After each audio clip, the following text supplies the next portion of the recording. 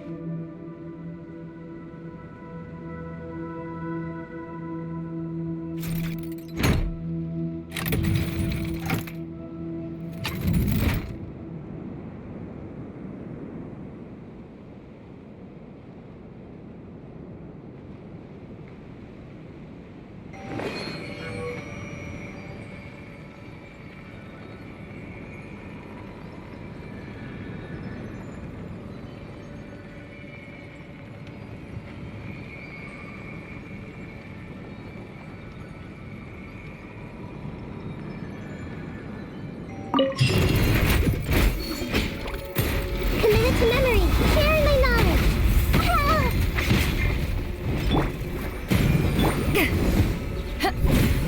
Stand clear.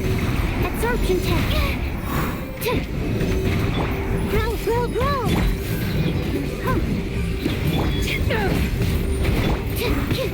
Don't break my glasses.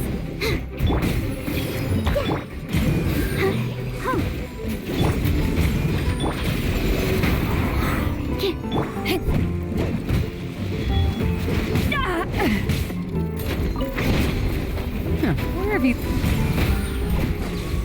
This might hurt a little. Let's dance.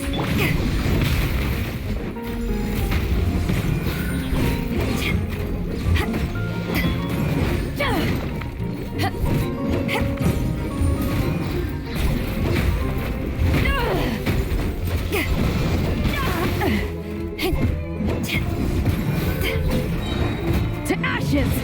Grow, grow, grow! Animal test 6308. Stand clear. Animal test 6308. Enhanced animal module 70. Let the show begin.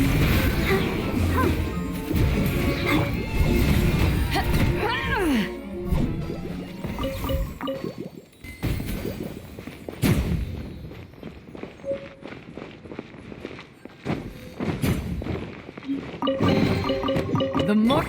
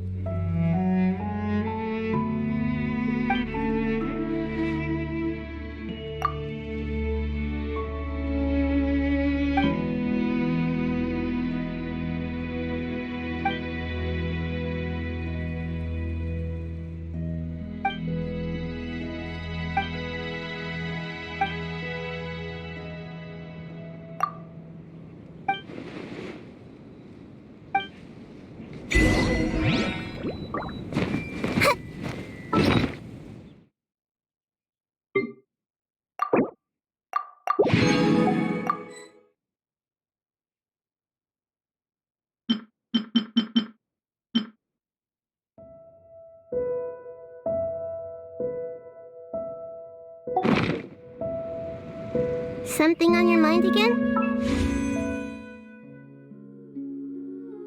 Let's work through it together.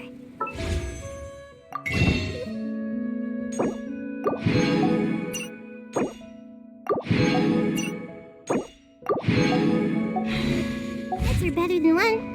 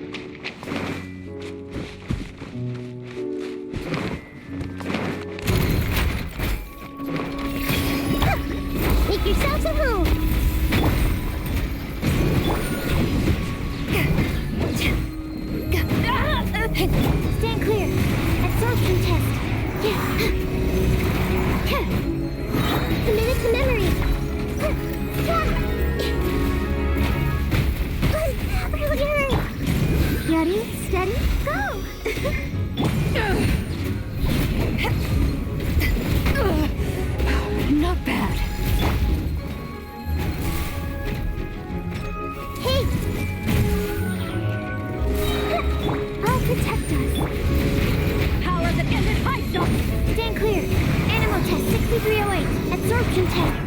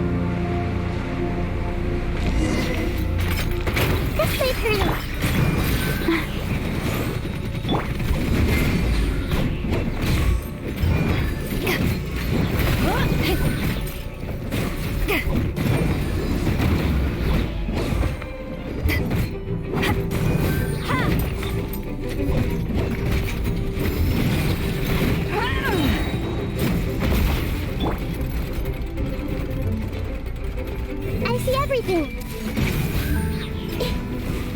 Let the show begin. To ashes!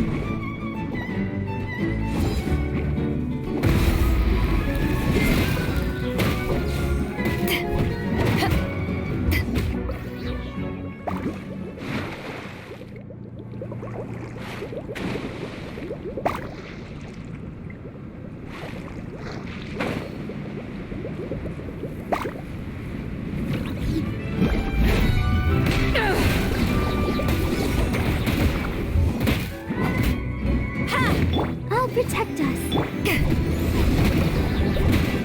Power of the tended high Sean!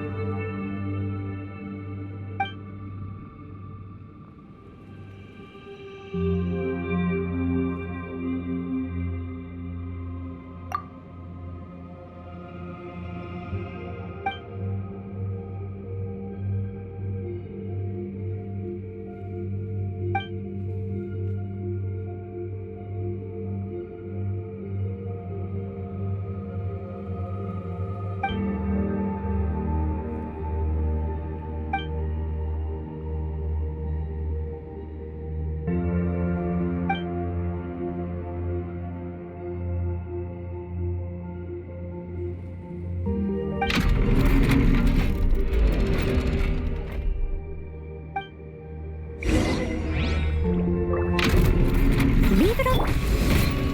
My guiding star. I must.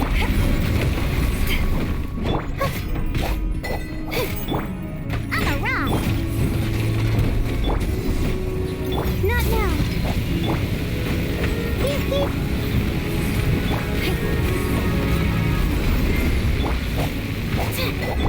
I'm a rock. Steady as stone. I must. My guiding stars. Pew pew.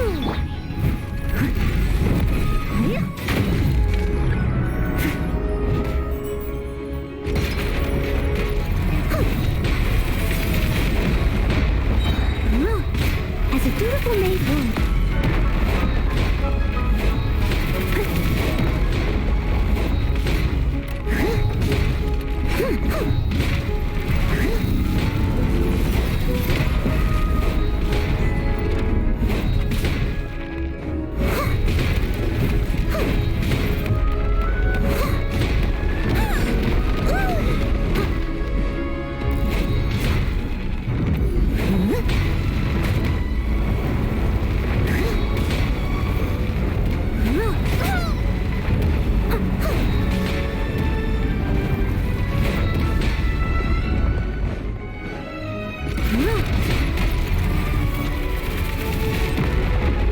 That's going back in the wash.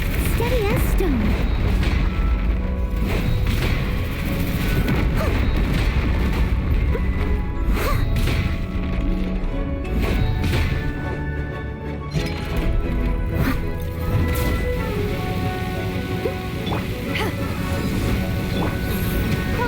Lines of command. I'm a rock. Look at you, Spoontail. Leave it all to me.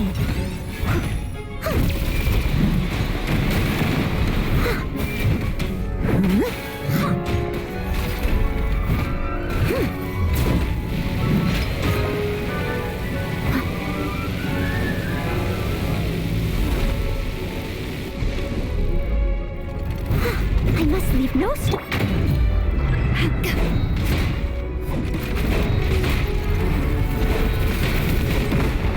The night is cold.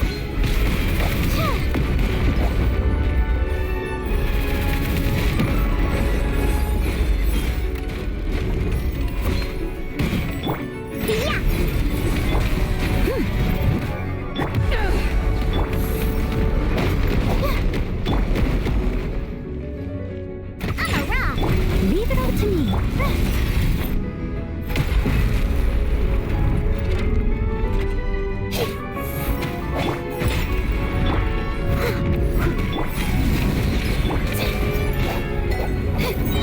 Stars, shine through. Pew pew. To ashes! Not now. Steady as stone. I must leave no stone unturned.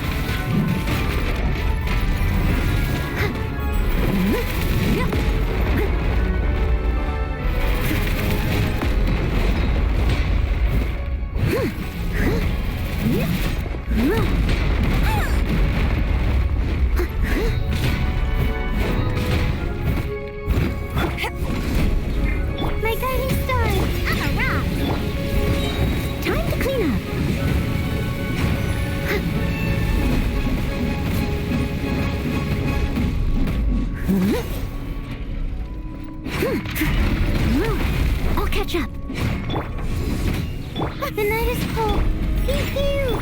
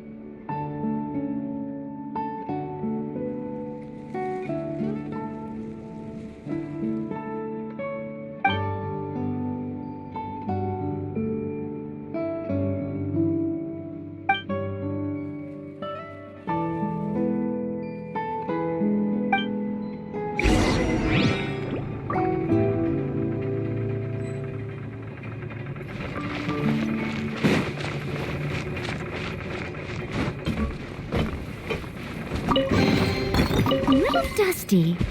Best give it a spring cleaning.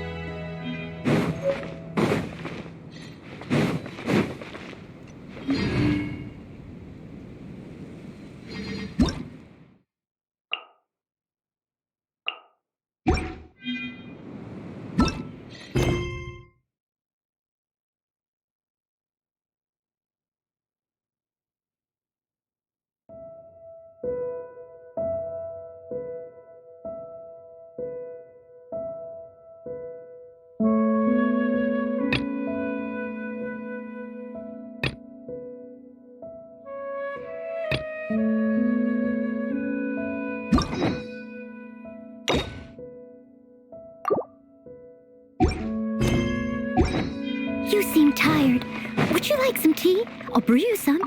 Do you take sugar? 1 cube or 2?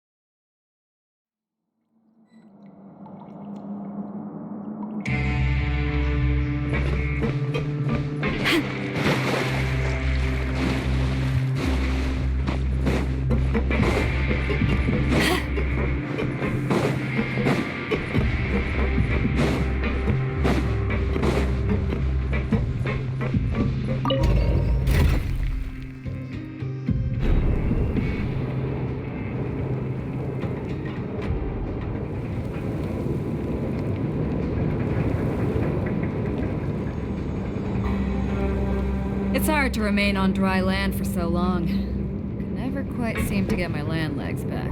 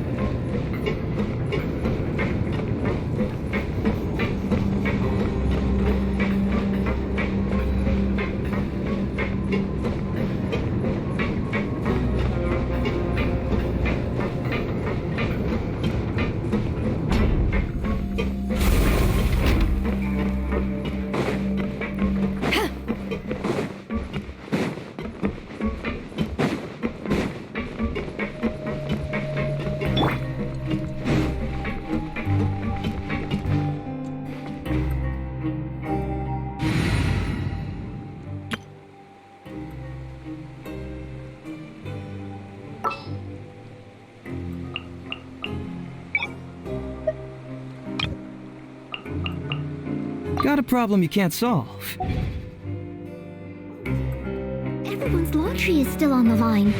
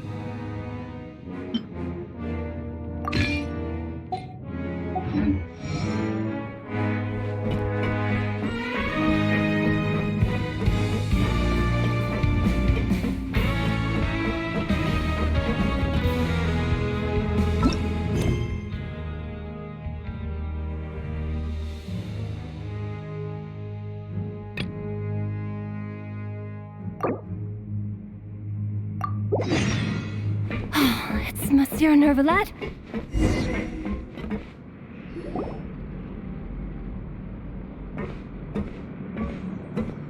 Welcome to the Fortress of Meripede, dear esteemed guests.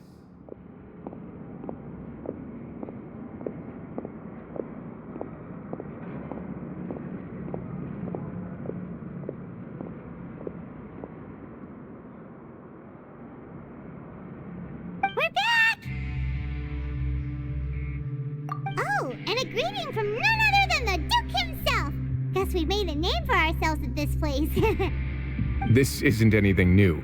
I figured you had important matters to discuss when the two of you, not to mention the Chief Justice, showed up. Let's assume we've gone through the pleasantries and cut right to the chase.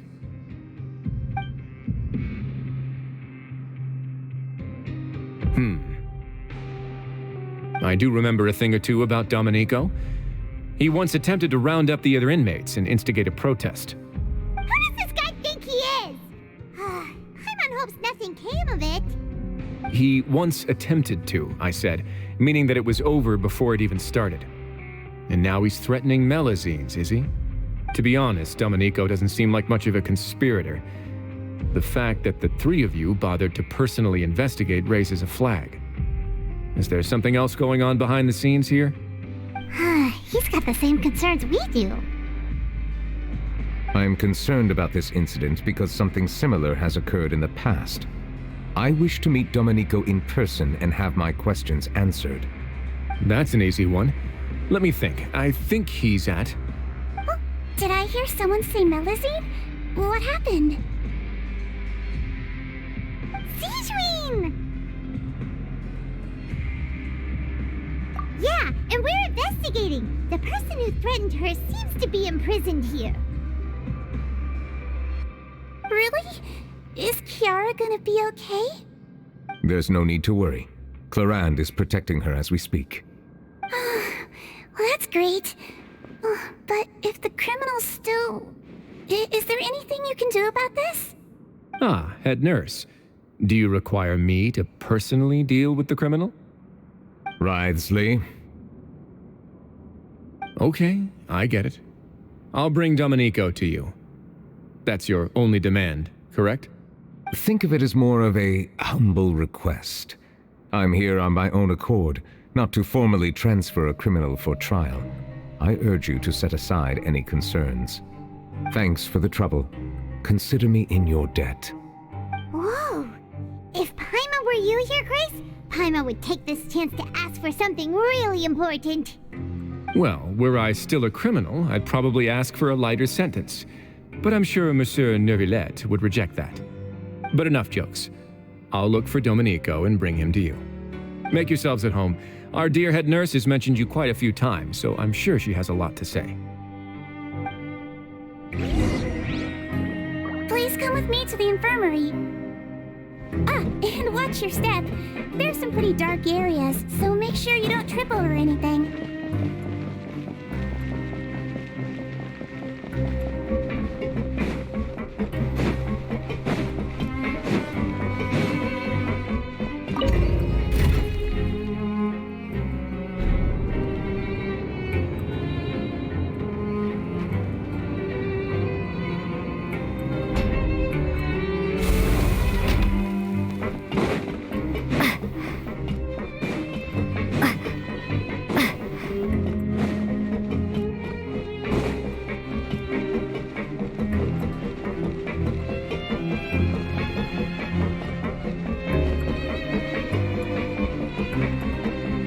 Did Neuvillette just walk by?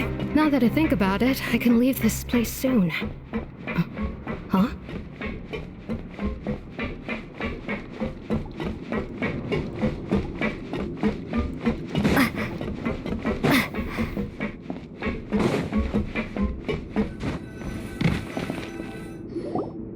Please rest here for a moment. Oh, and would anyone like anything to drink? Paimon's not that thirsty, but thanks anyway. Thirst is a warning sign that you're dehydrated, which means you have to drink up even before that.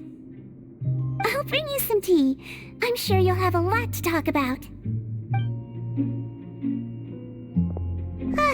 Typical Siegeween. Concerned about everyone's health as always. Why aren't you two saying anything? You noticed them too. The badges they wore on their chests looked quite familiar. Familiar? Paimon didn't even realize they were wearing them. But if both of you say so, let's go ask them about it. That's not a bad idea. I will stay here and wait for news from you.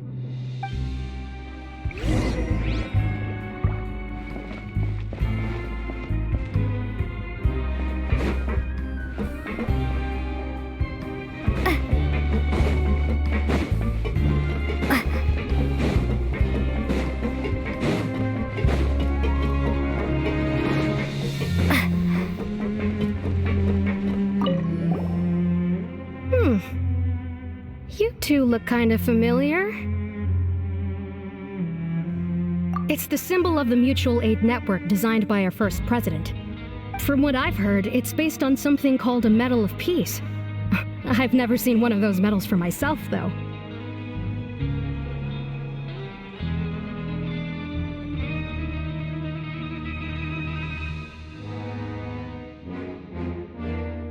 The first president of our network was an amazing person. Powerful as he was, he never used his strength against anyone. He encouraged the weaker criminals to stick together and look out for each other. All of us have a lot of respect for him.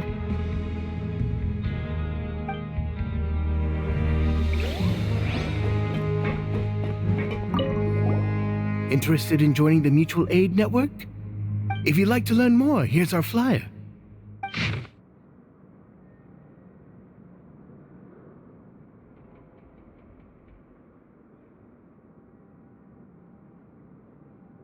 Our slogan may have evolved over the centuries, but our goal has remained unchanged. Here, this book is for you. You're welcome to come and sign up anytime.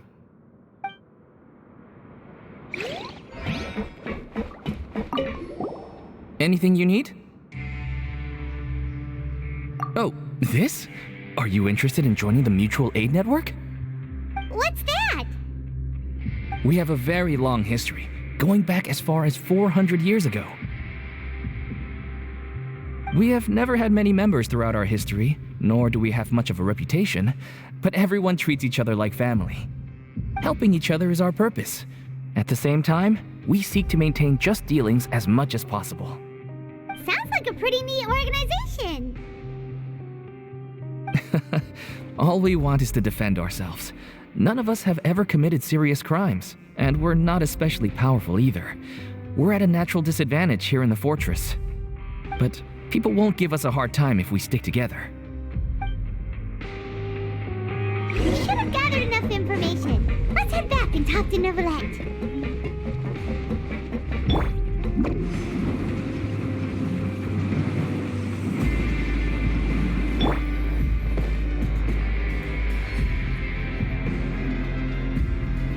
Did you manage to gather any intel?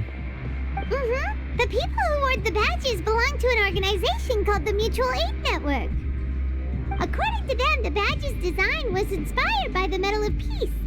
Have you seen any of those before? I personally crafted 2 of them myself. They were awarded to Carol in Vautrin. Carol's medal was destroyed in a fire. The only one that remained should belong to Vautrin. Oh. So the network was inspired by... Monsieur Neuvillette, His Grace has requested your presence in his office. He's found Domenico. All right. Let us talk to him first and get to the bottom of this situation.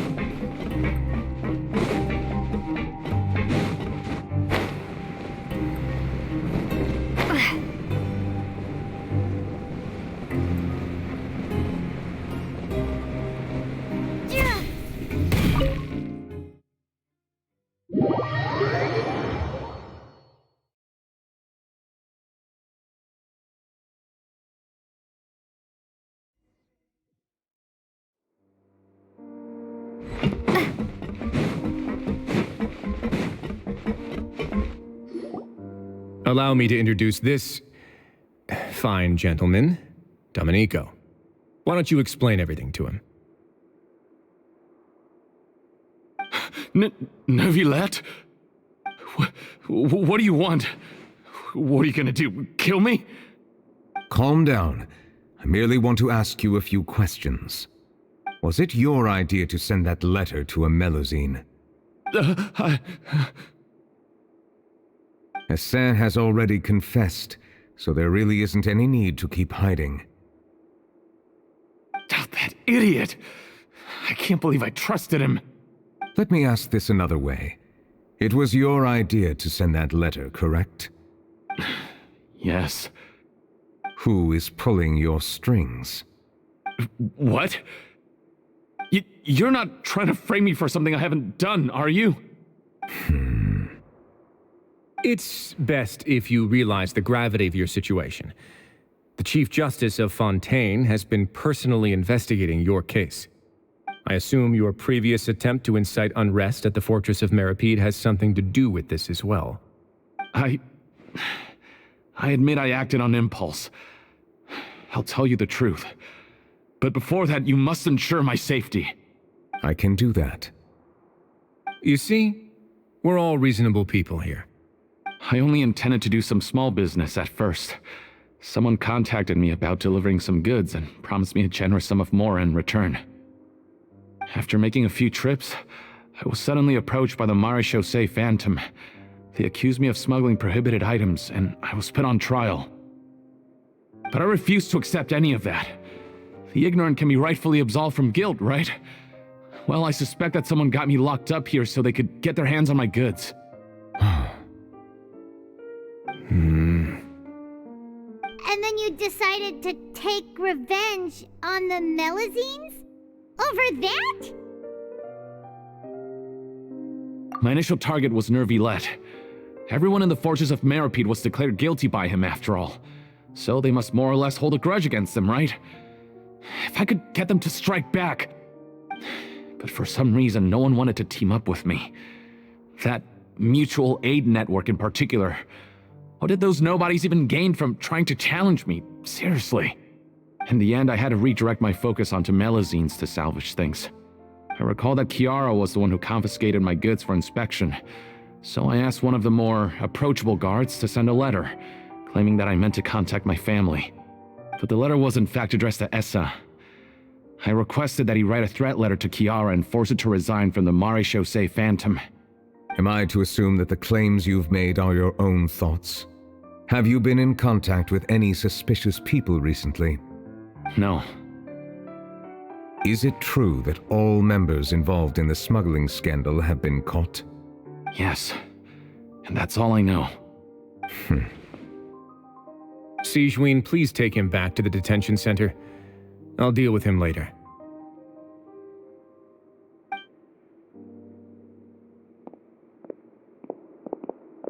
So, Monsieur Nervillet, you were concerned that there might be a shadowy faction looking to capitalize on the delicate situation with the Melazines to stir up greater chaos? Yes. I experienced a similar incident in the past, so I had to be prepared for any possibility. And how long ago was this incident? More than 400 years. You might be overthinking this. Time can change a lot of things. Everything's different now. What do you mean? 400 years ago, you and the Melazines you brought to Fontaine were the outliers in society. But in the present day, if someone were to threaten the safety of the Melazines, people wouldn't just sit back and do nothing. I trust that they would make different choices from before. That's right! We saw lots of people standing up for Melazines on our way back to the Palais Mermonia. Monsieur Nervillet, the Melazines are a species you introduced to Fontaine. How the public treats them is also reflective of their attitude towards you. When people refused to place their trust in Melazines, it was because they were still on the fence about you, their unfamiliar Chief Justice. For almost 500 years, you've conducted every trial with impartiality. You made the right judgment each time regardless of whatever nonsense went on. People no longer have any reservations about you and even consider you a symbol of the law. Right now, your every decision will impact all of Fontaine. In other words, you've gradually transformed the whole nation. Paimon gets it now. No wonder no one wanted to join forces with Domenico. I am undeserving of such high compliments. From my perspective, I have simply been fulfilling my duties. It isn't anything special or worthy of praise. I'm simply fulfilling the promises I've made and searching for answers through my judgments. It is unnecessary to hold me in such high regard. The complexity of human emotions and willpower far exceed those of mine. As a matter of fact, I believe that you are the ones who deserve my respect. There's no need to be so modest. The current state of affairs says it all. You're no longer that outsider you were before. Even if you wished to investigate something on your own, many would take the initiative to lend you a hand. I must say that you've made a fair point. Thank you for clearing my doubts. Now that the case has been settled, I should get going. Huh? You're leaving? And so soon, too? Why not stay for a cup of tea? Thank you for the offer, but I know how this place works all too well. While some are here to redeem themselves, there will inevitably be those who harbor resentment towards me.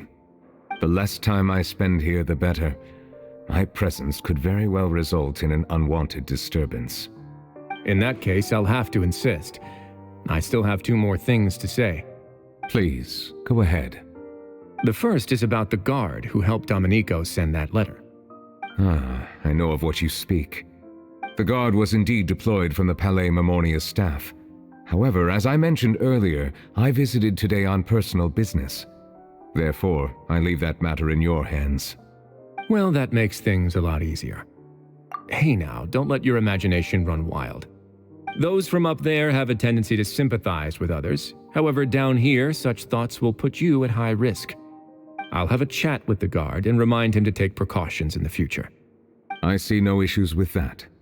Great! That's one thing out of the way. What's the other thing you wanted to say? The other thing was born from my own sense of curiosity. Now, I've heard that you investigated the mutual aid network. Is that right? Yep. Nevertheless thought their badges looked familiar. I noticed the small gang as well when I first took over the fortress of Meripede.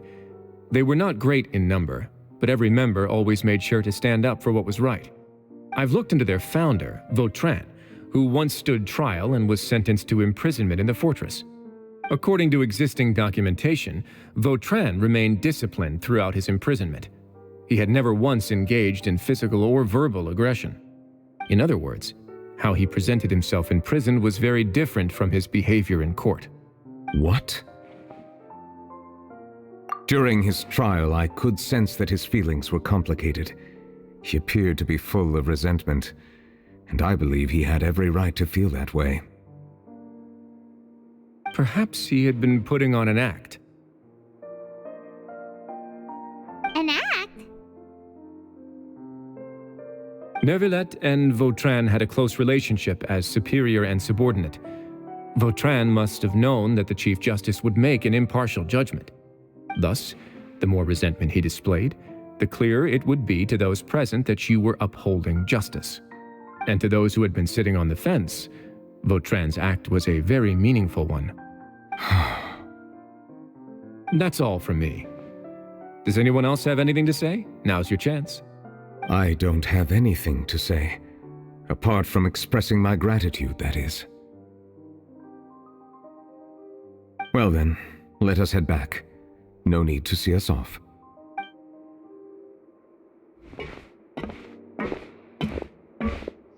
Please, take care.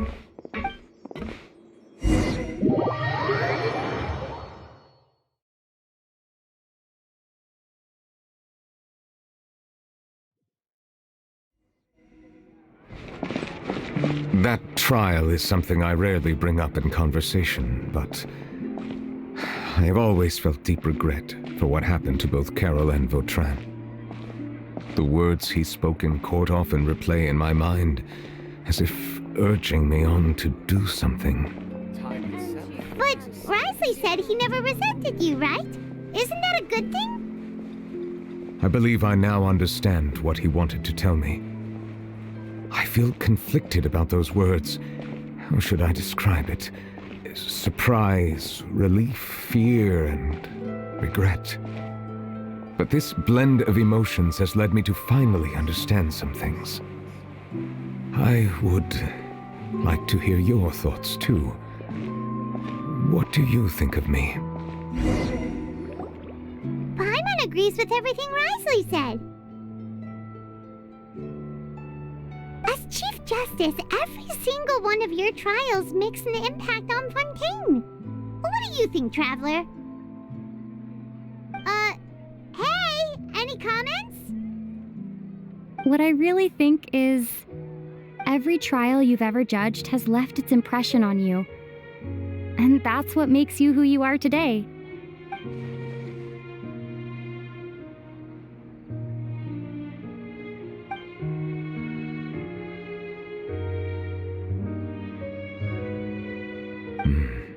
That is indeed a reasonable assumption. As I said, I find it difficult to express my emotions because I cannot fully understand myself. But I trust your judgment. Since some time ago, I have begun to notice the changes that have occurred upon my person. These changes were not due to any specific occurrence, but emerged as a result of time itself. I will try to contemplate this further. Thank you both.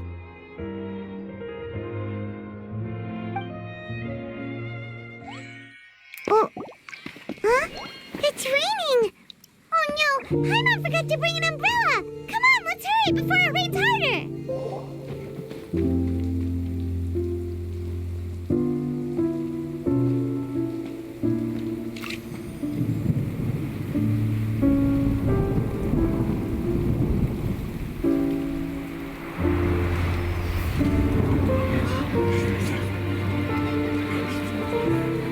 It's raining again? I've had enough of this weather. There go my travel plans. Did you read the news this morning? Quick, put away everything on the clothesline. When is this rain going to stop? Hydro Dragon, don't cry!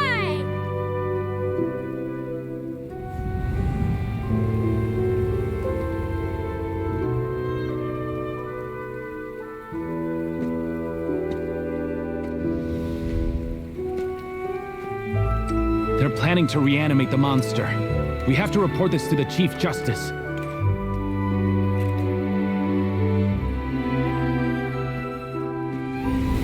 The Fortress of Meripede.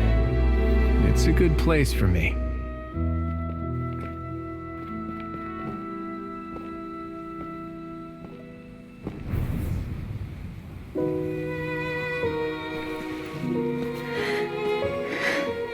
He owes me so many answers.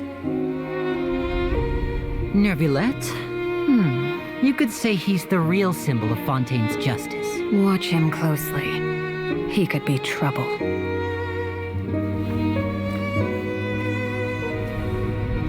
How can two completely different species possibly coexist? Who's been threatening Melusines? Show yourself!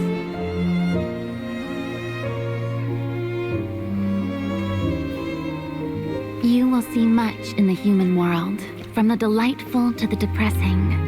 And one day, when you have dwelt among humanity long enough, you will be placed to bring judgment over all as a spokesperson for Fontaine's past. Good morning, Monsieur Neuvillette! The rainy season's almost over! The skies are supposed to clear in a few days! I hope you find time to enjoy the sunny days ahead.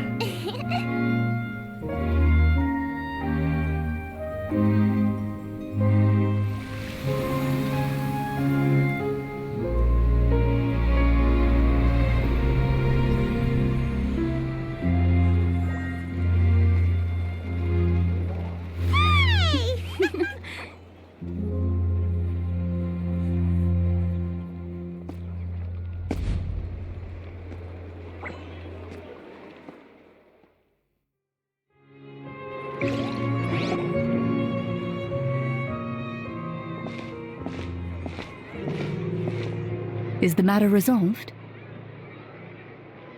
Yep, we found the person who sent that threatening letter. Risley said he'd keep a close eye on him, so the Melusines should be safe now. Oh, that's wonderful. Sorry for dragging you all into this. There's no need to apologize. Yeah, you didn't drag us in. We got involved of our own accord. By the way, where's Kiara? At the Palais Marmonia. More than 50 people offered to protect her. Some even hid within the bushes to look out for danger. I was worried that the excess of protection would make her feel uneasy, so I asked her to stay inside the palais. It's very safe in there. What a relief. Well, now it looks like the dust has finally settled. To celebrate this joyous occasion, Monsieur Nouvelette, would you be interested in an exclusive interview? That's not how you celebrate. I will consider it. Really? Of course. My schedule is full for the following weeks, but I should be available next month. Come up with questions during the intervening days, and I will answer them to the best of my ability.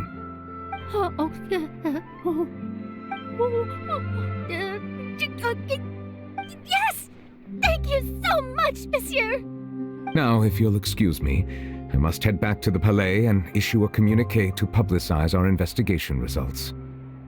I hope it will assuage the concerns of all.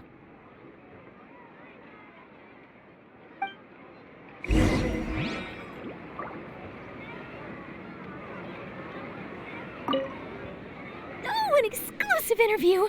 Am I dreaming? What should I ask him? Don't let anything hold you back. Make the most of this opportunity and ask away. I agree. He'll decline any question he can't answer anyway, so you might as well give all of them a shot.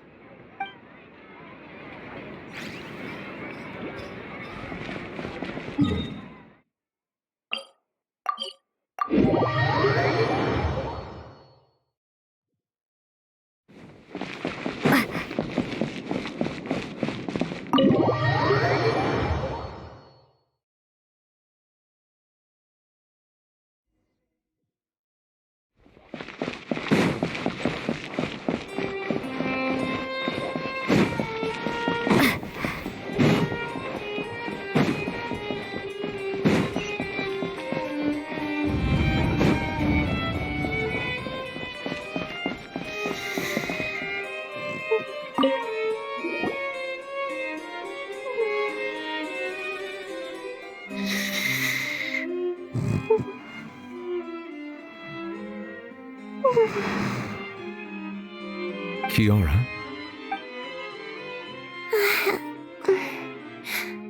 Monsieur Nouvelette? Sorry, I accidentally fell asleep. It's quite all right. I'm here to tell you that we have caught the sender of that threatening letter. You're safe now. Thank you, Monsieur. And thank you too, Traveler and Big Sis Paimon.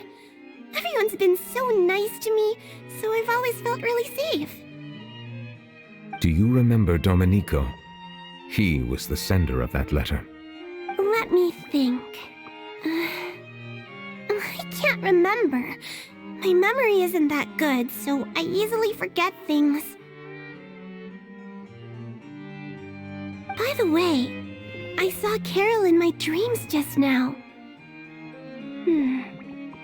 Where's she gone, by the way? I haven't seen her in a long time. In my dream, she looked really happy. She held my hand and said, "Kiara, our dreams have finally come true." I can't remember what our dreams were anymore, and I don't know why. But I felt really happy too. I can sense your joy. It is indeed a delightful moment. Monsieur Nouvelette, are you happy too? Oh, I almost forgot! Am I allowed to go out now? I promised to model for Alov. Of course. Off you go. See you next time, Monsieur, Traveler, and Big Sis Paimon.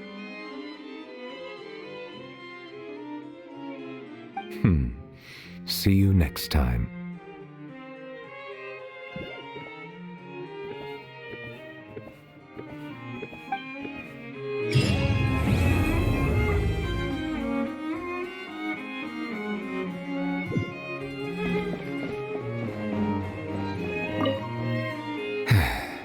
I really can't fathom what goes on in her head sometimes.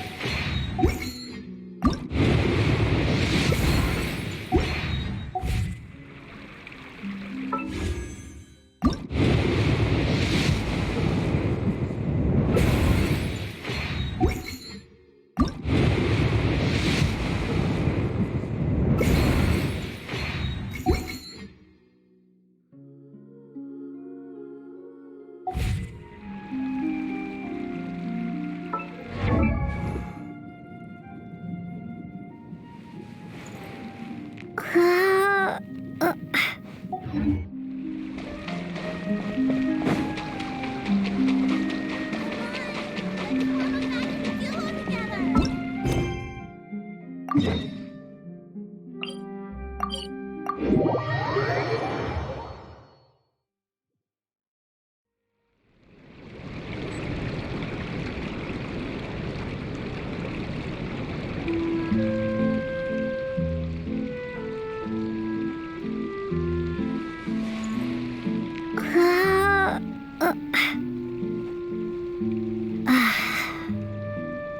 cannot just rely on the ocean's self-cleaning ability.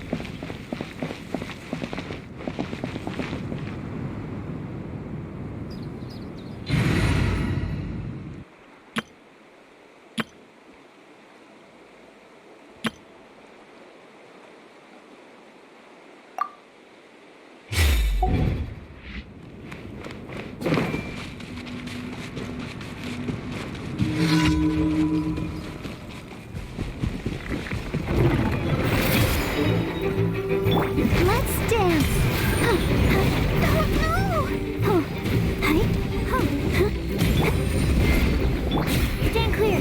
Absorption test. Swirl. Mark 2. Grill. Share my knowledge.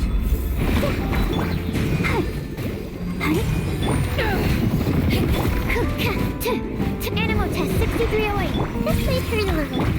I'll protect us.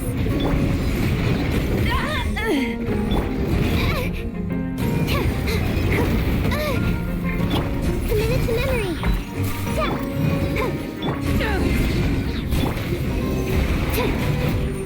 This may hurt a little.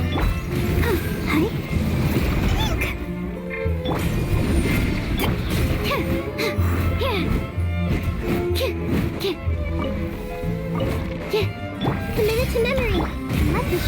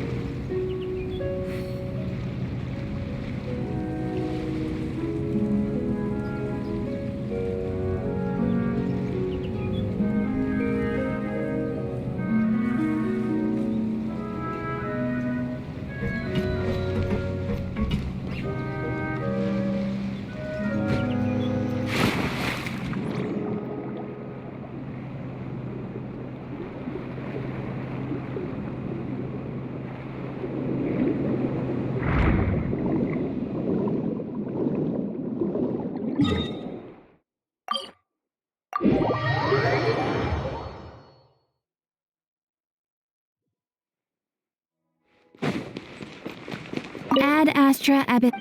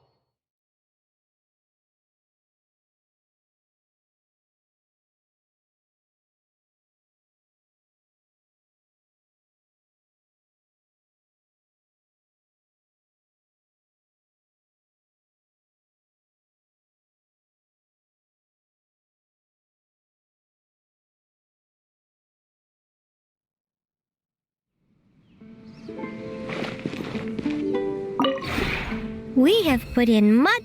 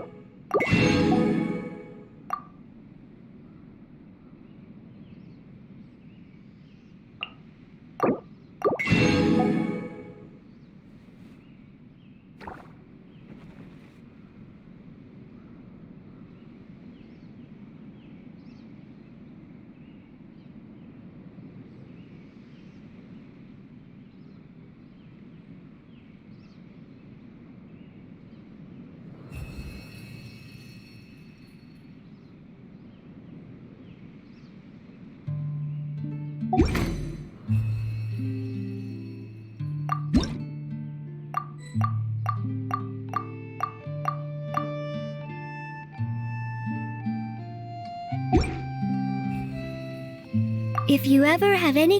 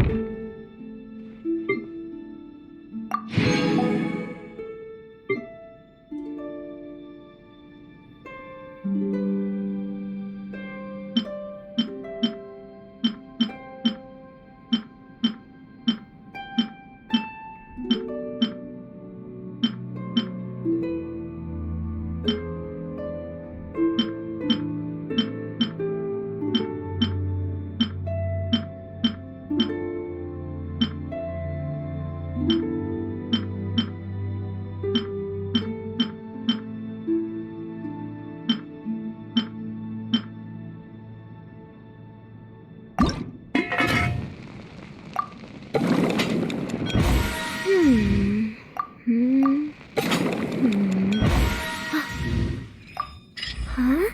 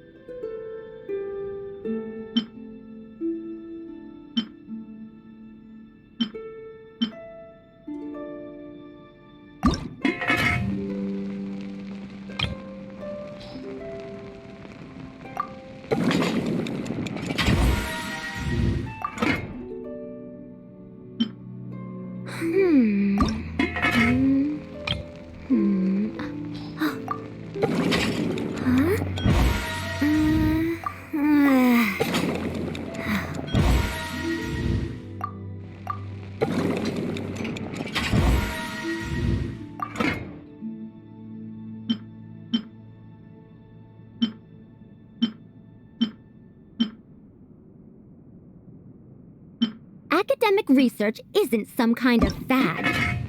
Topics don't just go in and out of fashion.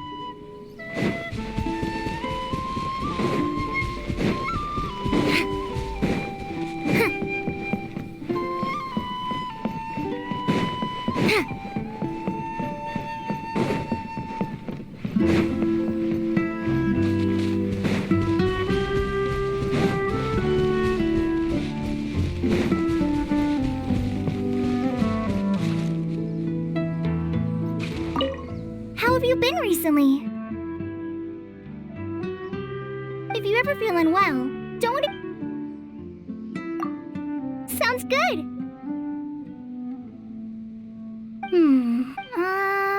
Sorry. I don't have much experience in starting conversations, so I don't really know where to start. Oh, sure! Go ahead! I'm all ears. Amber? She mentioned me? What did she say? Wait, let me grab my notebook. I need to write this down. I don't know about flourishing. I've still got a long way to go. I did my best.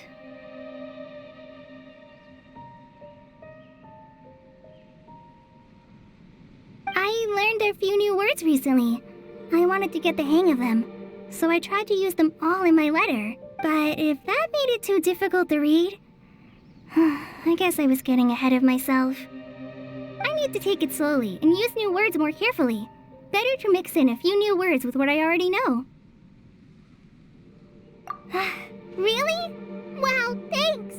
Oh, and in that case, I need to call you Master too.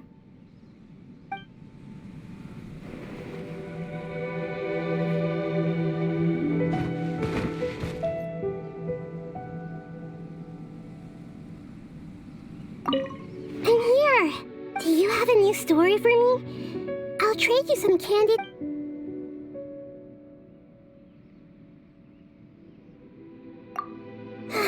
Today's sunrise is this. I'm really curious to find out what the...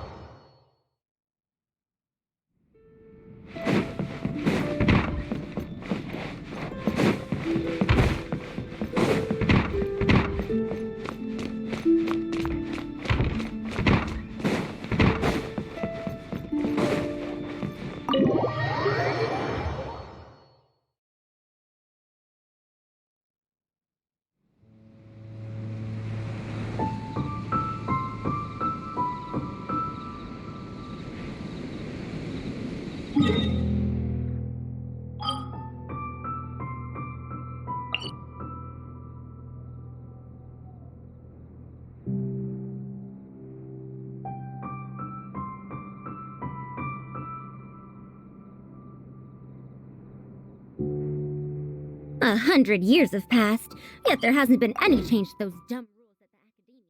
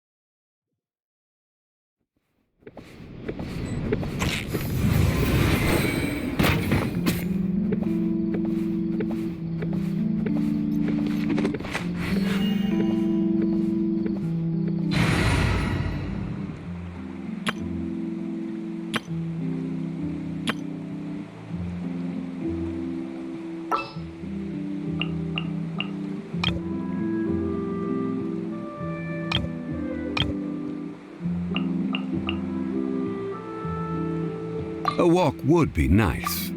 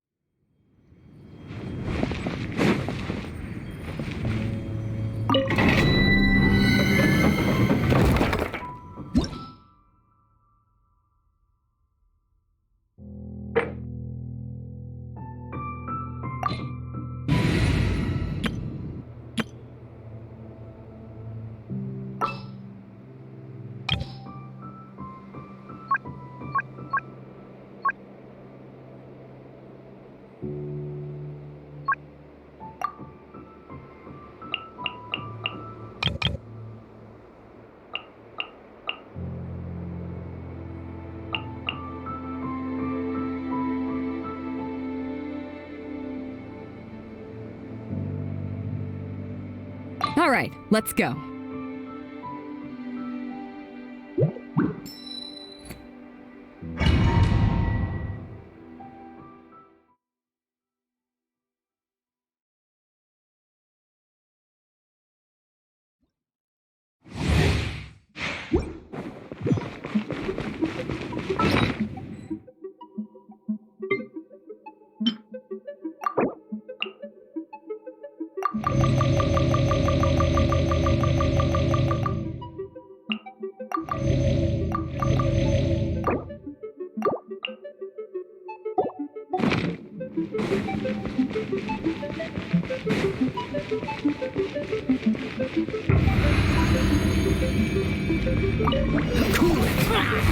This moment will be frozen in time.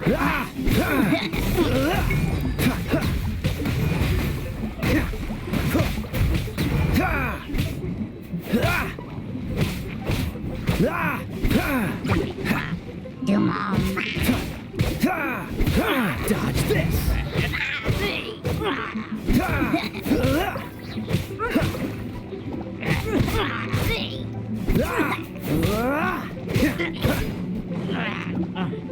Freeze.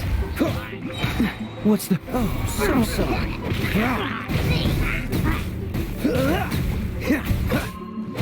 Push your luck. Cool it.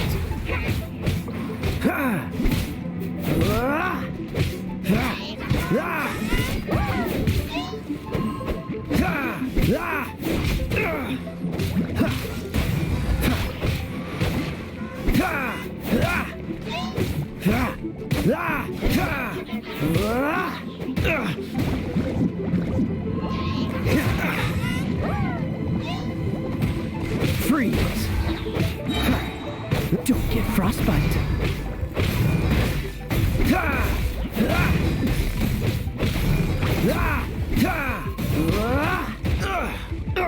Cool it.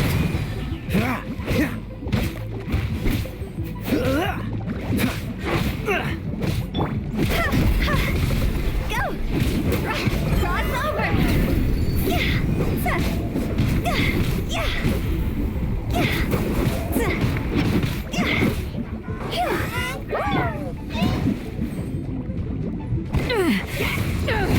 Eyes on me! Freeze. This moment will be frozen in time.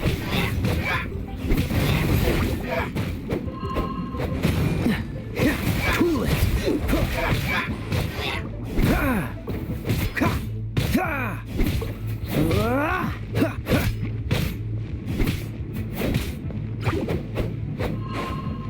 Dodge this.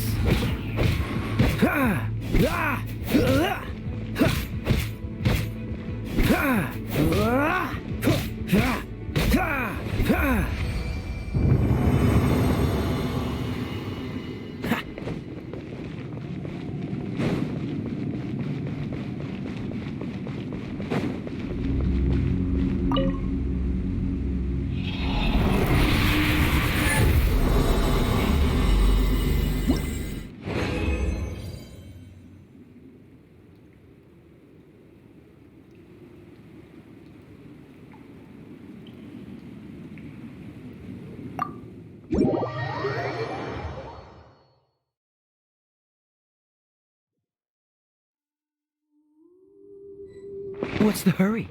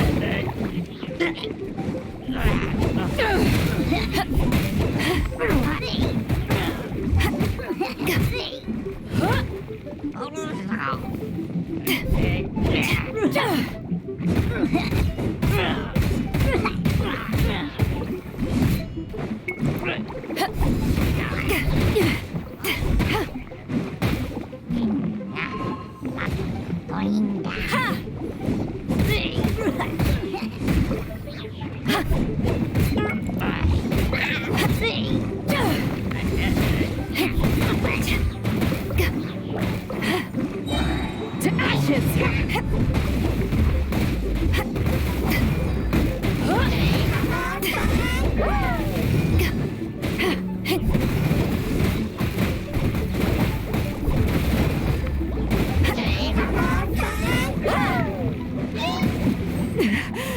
It's not over. Cool it. Frostbite. See? Higher, higher, pants on fire! Huh?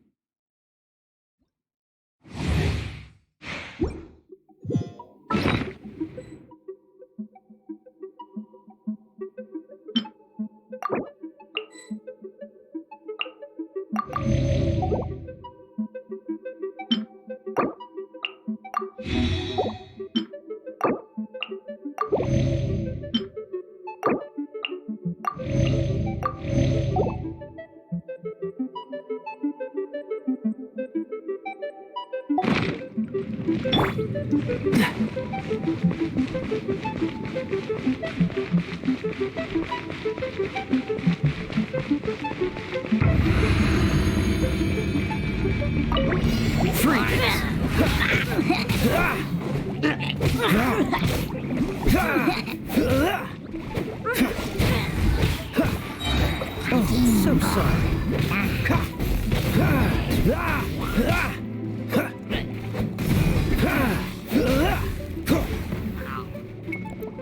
Dodge this!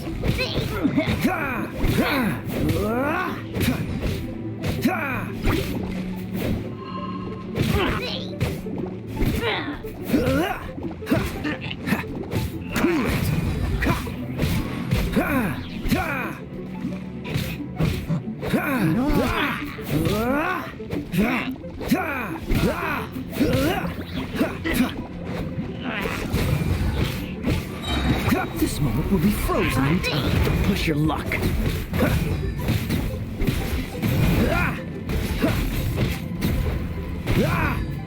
Freeze!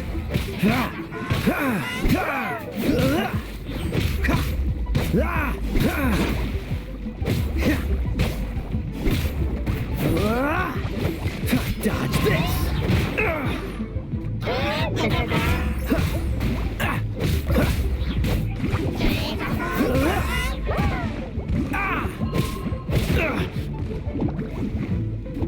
Cool it!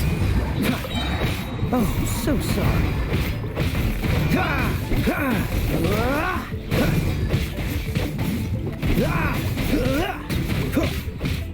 Freeze!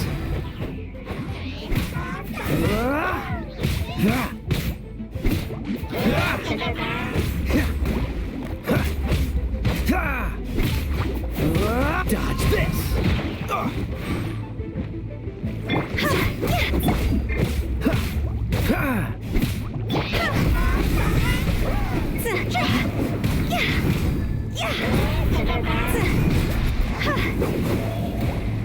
Time to go!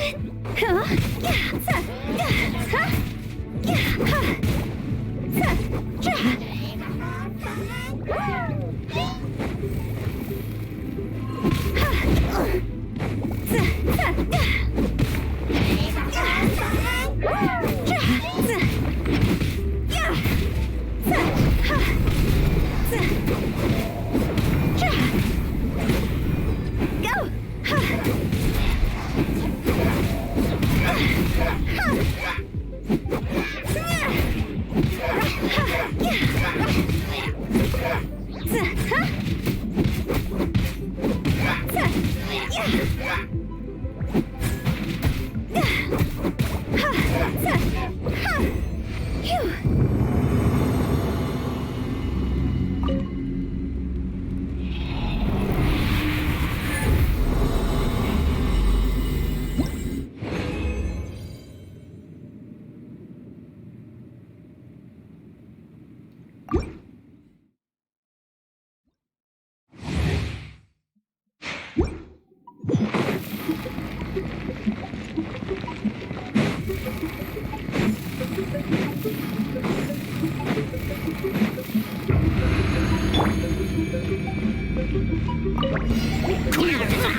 This moment will be frozen in time.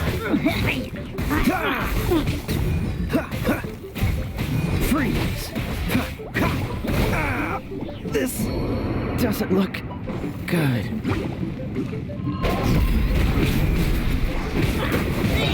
Higher, higher, hands on fire!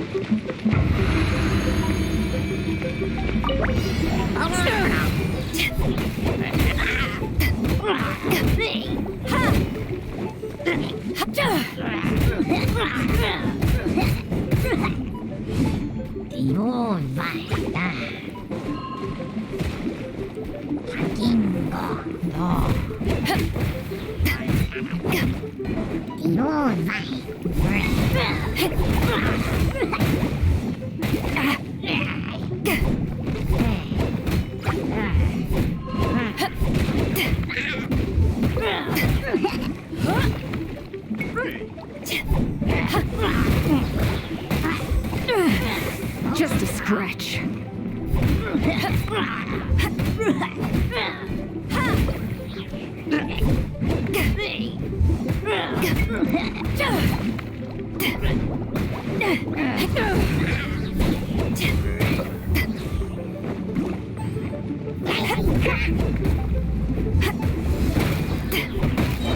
Power that ended high star!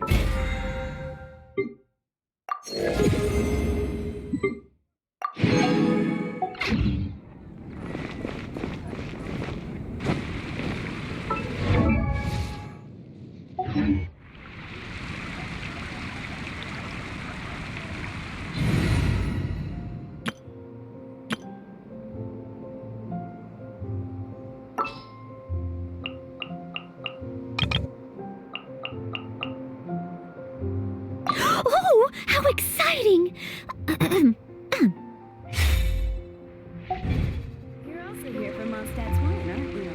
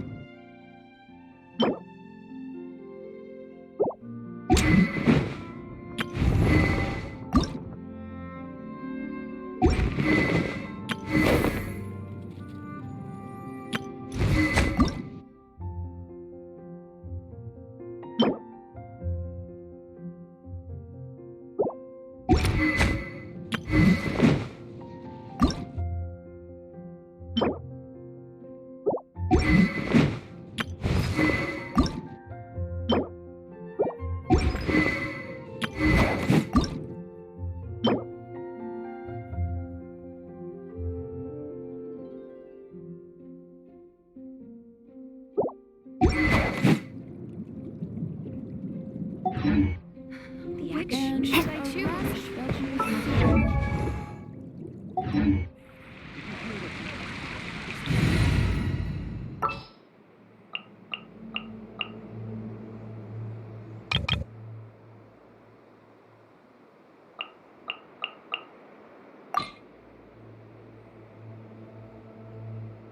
For justice.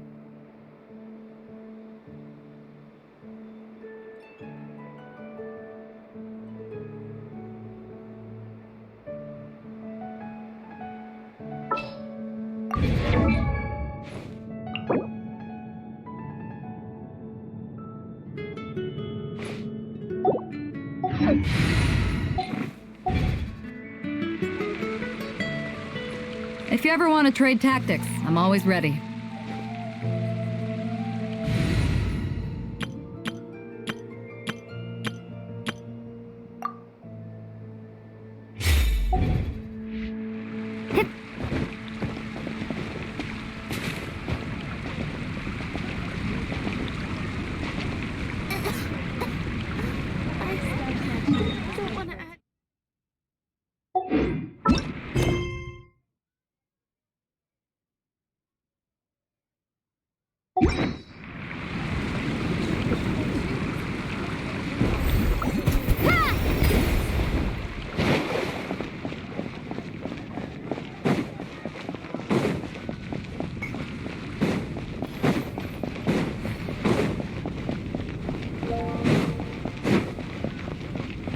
Welcome. How can I help you? Which should I choose?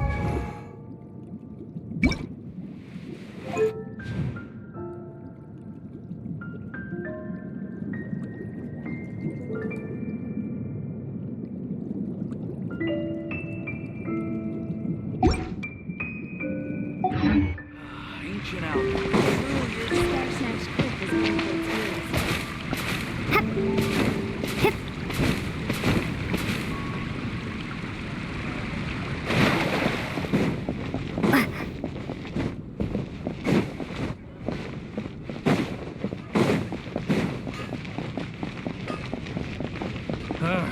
Finding someone to chat to would be better than just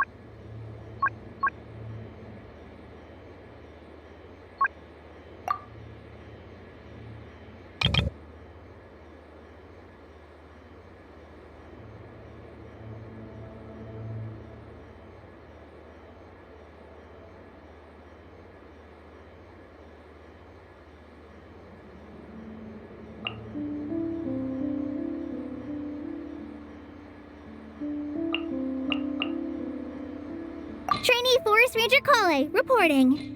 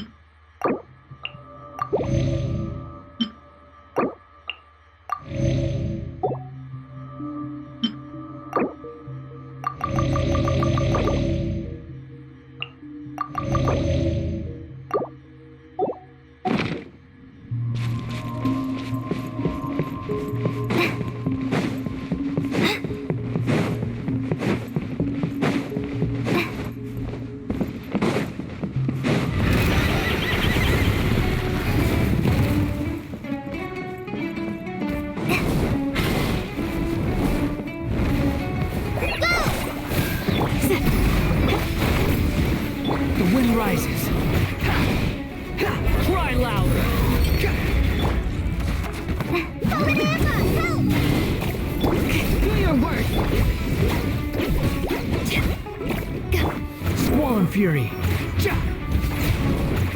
Quit following me. Yield. Hear my prayer.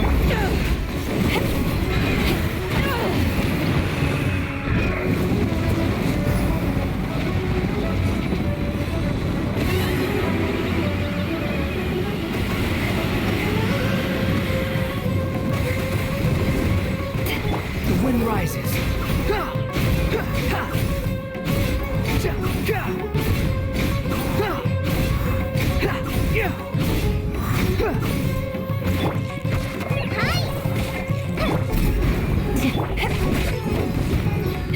Behold!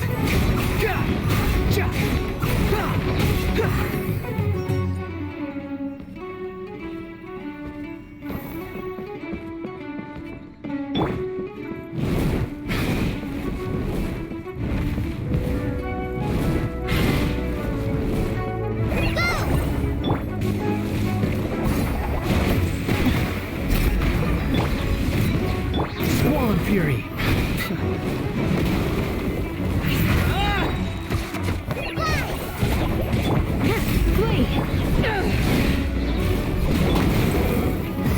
Unsightly insects!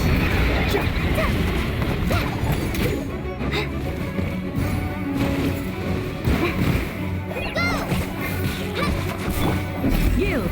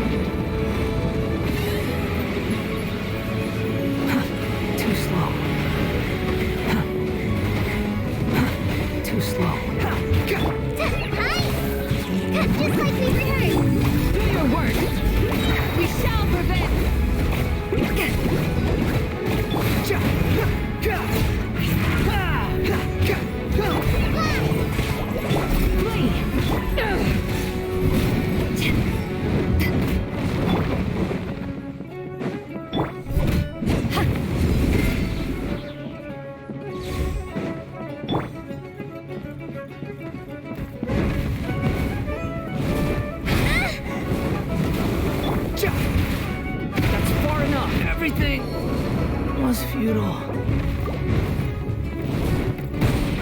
I can keep going. We're a stranger. Forever.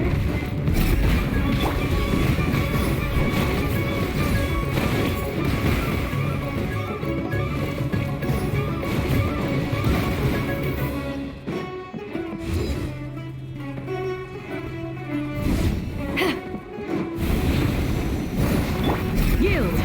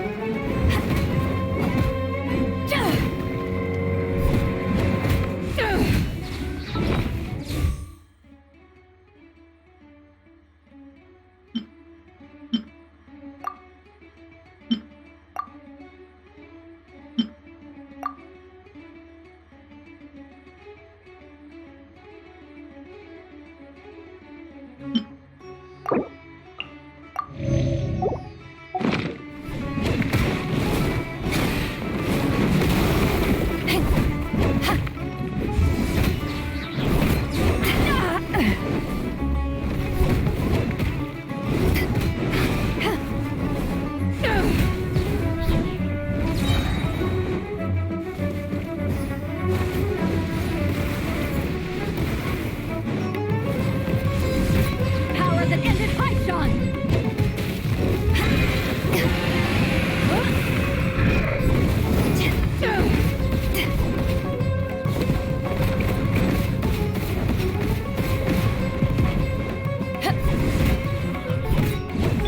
Do your worst!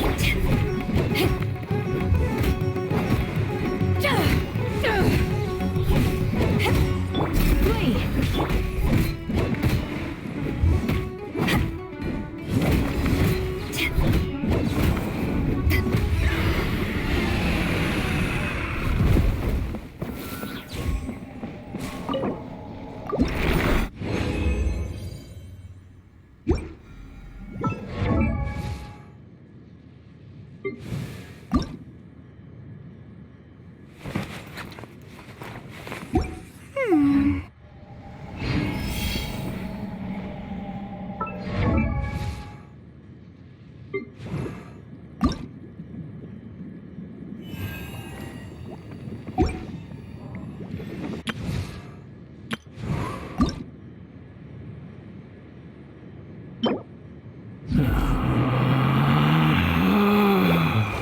Relax.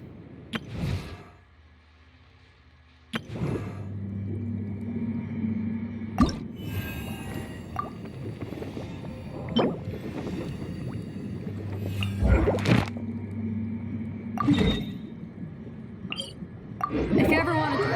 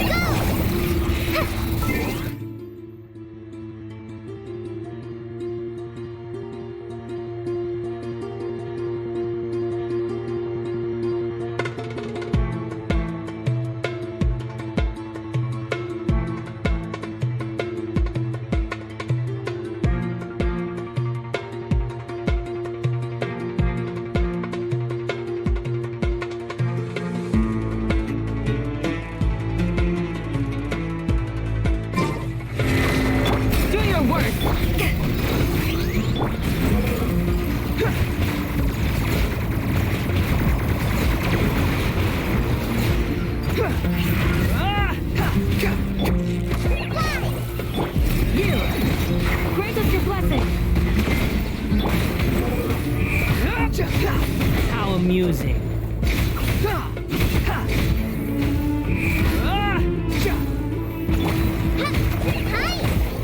Do your work! Eyes on me! Swollen Fury.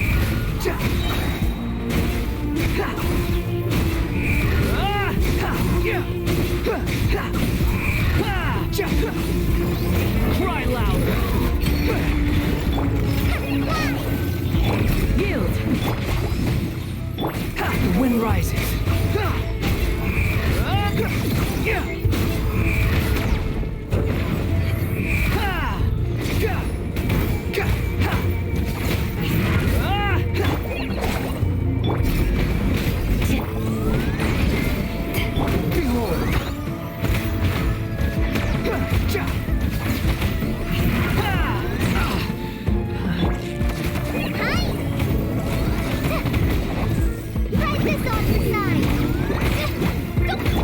Do your work!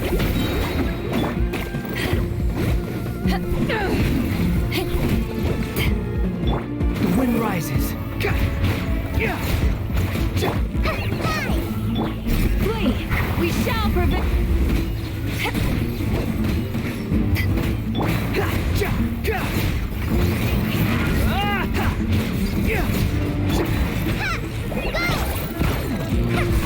Do your work! Swollen Fury.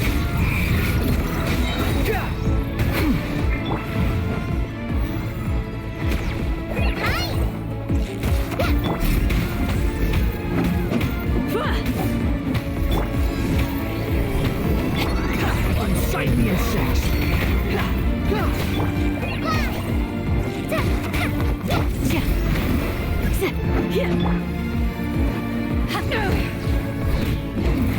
Power that ended Haishan! The wind rises.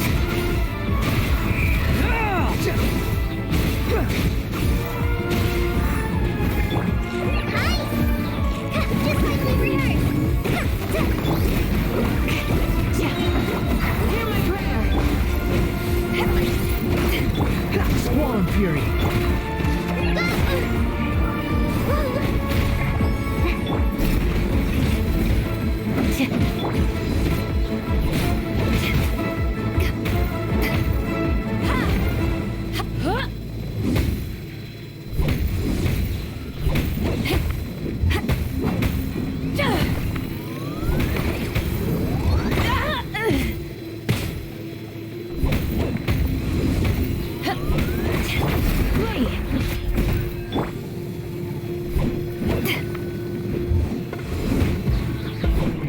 Yield!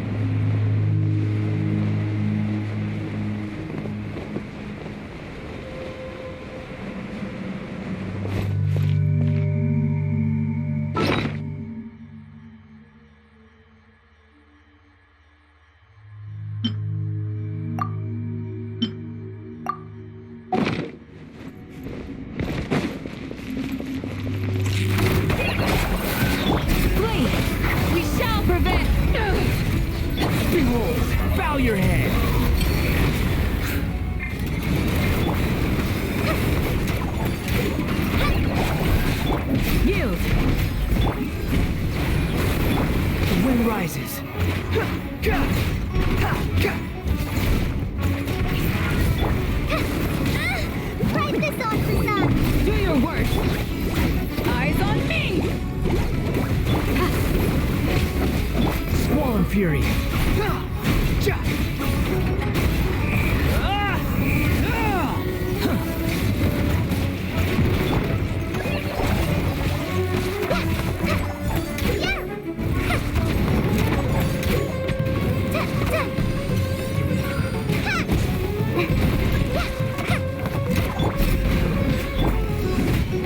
The wind rises.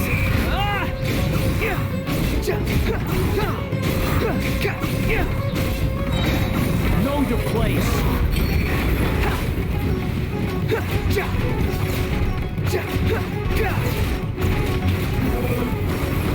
I'm used to this.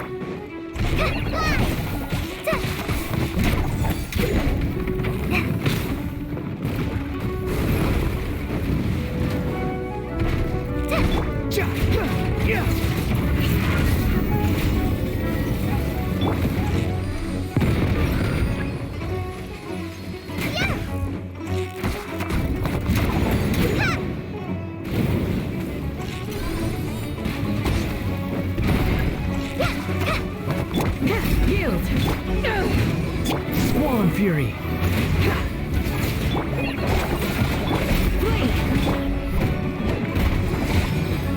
The wind rises.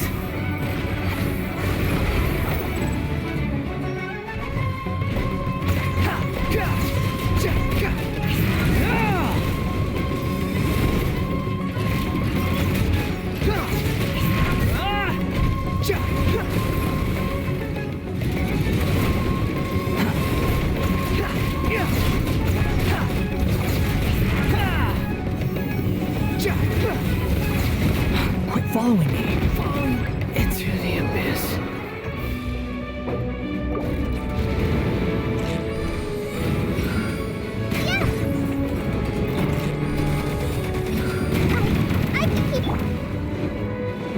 Do your work.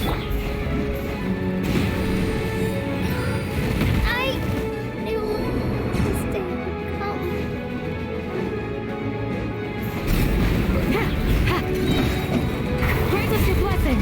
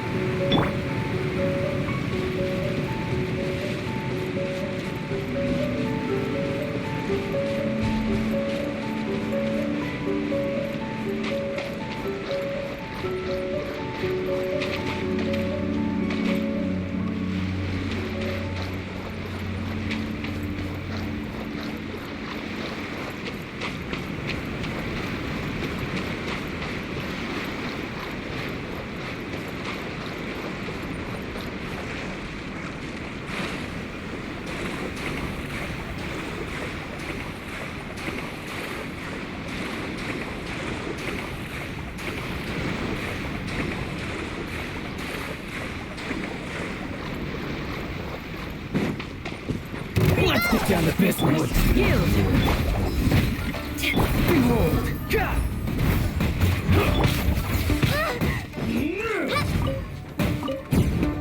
Cheap tricks. Wait! Yeah, do your work! The wind rises, that's far enough! Bow your head!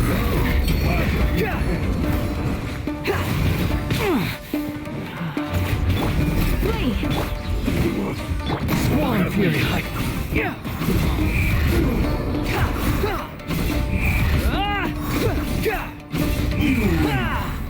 This battle.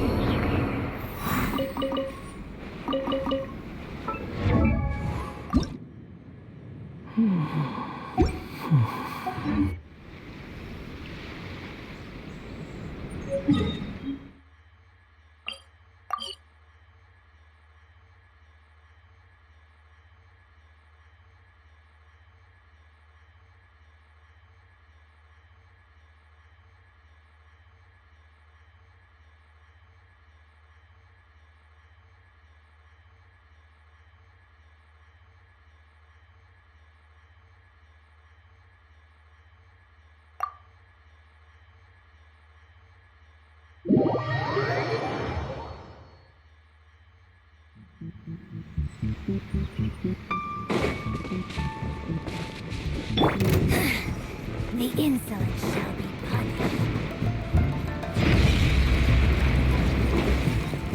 Let's get down to business.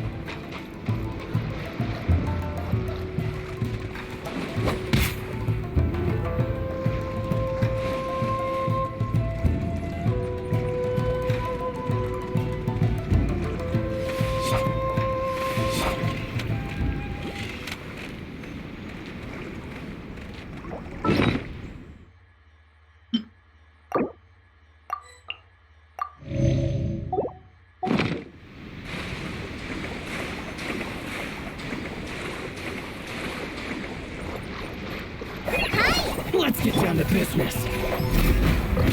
There's more! Power the Get the fairy! You dare to gaze upon me? Boom! I to the fairy!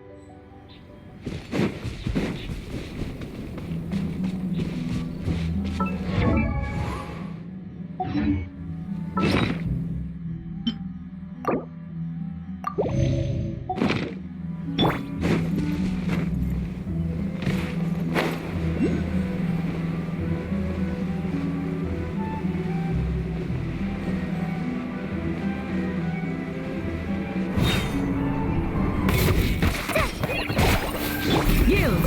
Hear my prayer!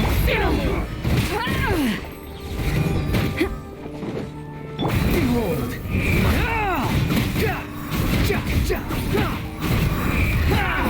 To the fairy! Know your place! To the fairy! This.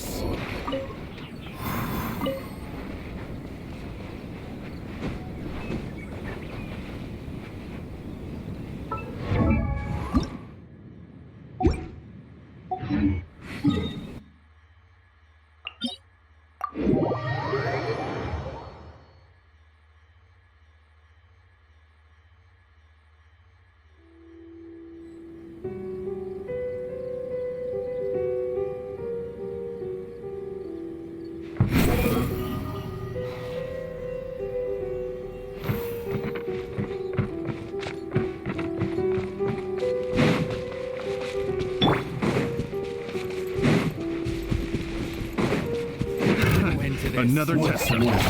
Suffocate! Flee! Squall Fury!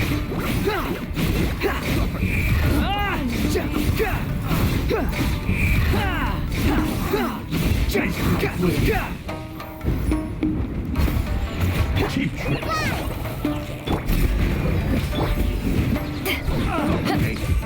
The wind rises!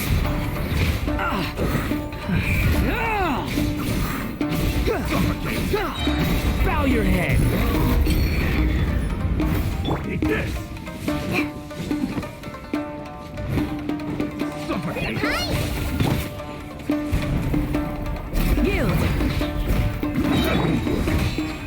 Grant us your blessing! Eyes on me!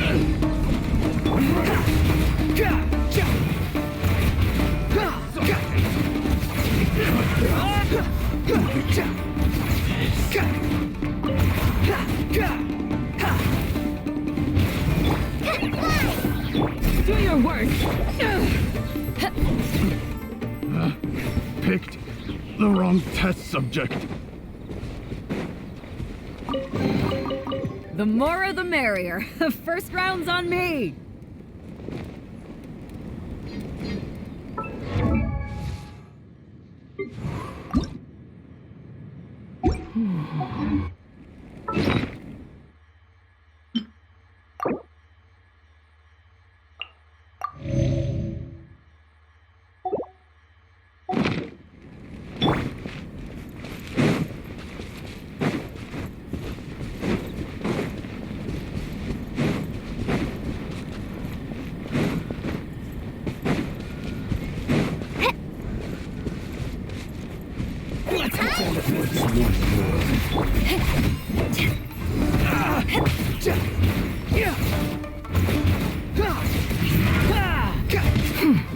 Behold!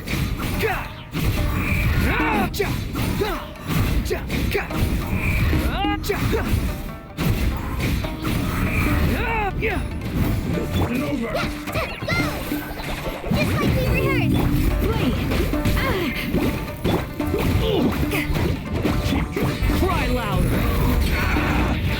The wind rises. To the very... Yield!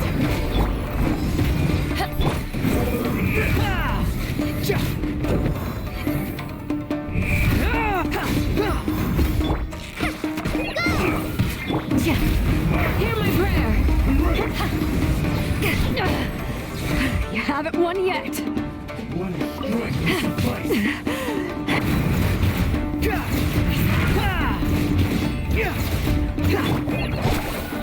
Do your work! Cut down. Like this.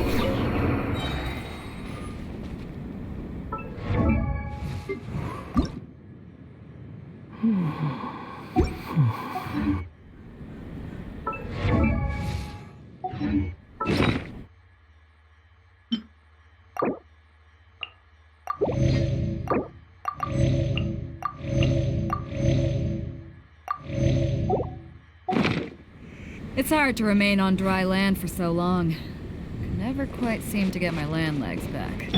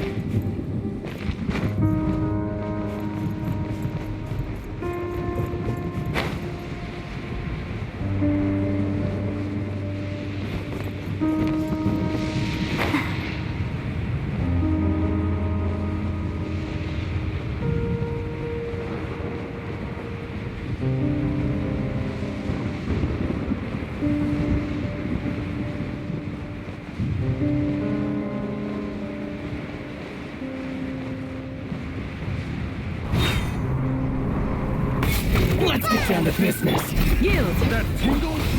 Power that ended height! There's more! Finally,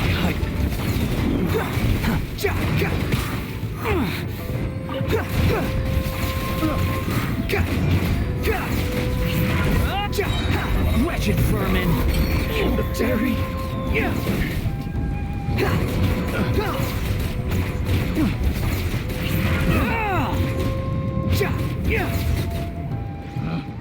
Picked the wrong test subject.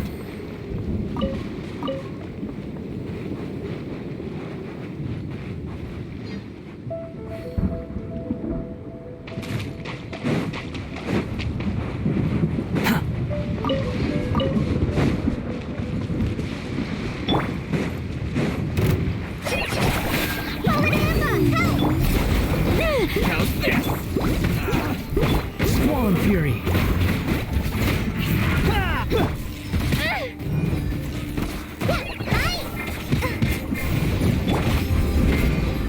Finally, Flame! To the very...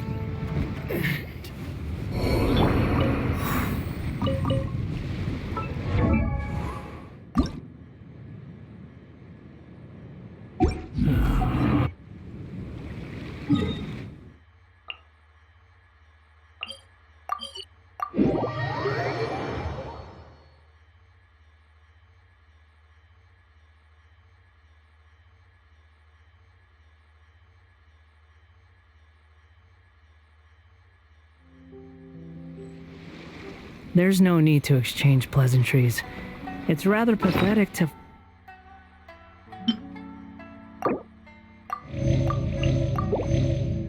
force a comment.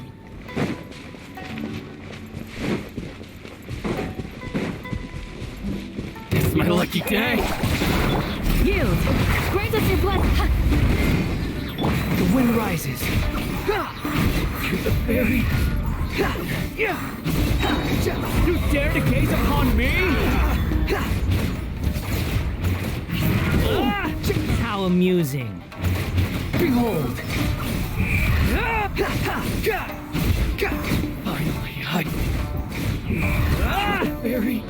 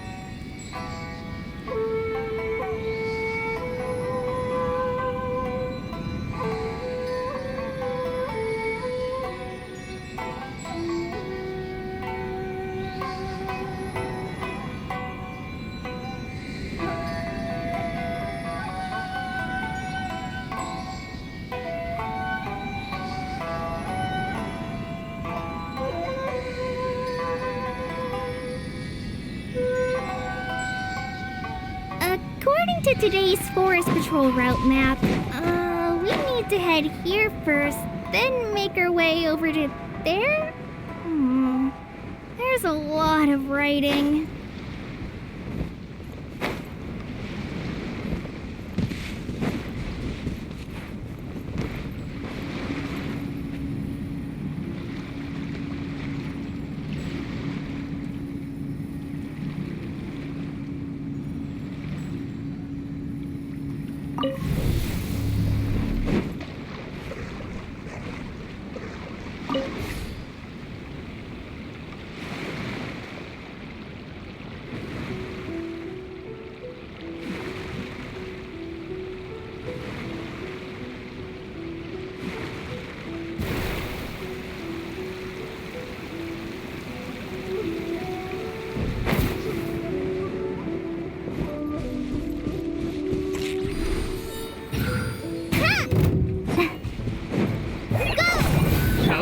Do your worst!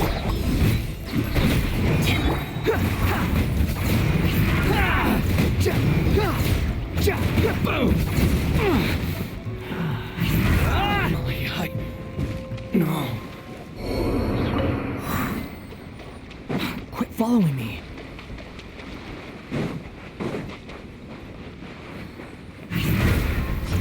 The wind rises. My blade! Squall and fury.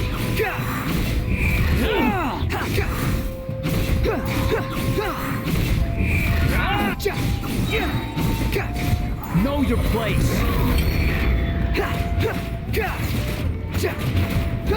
To the very end.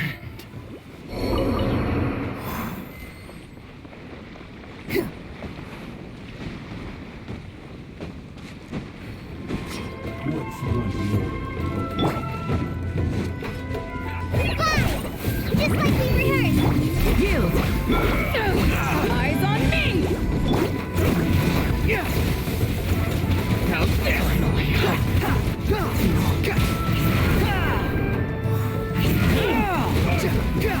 to the very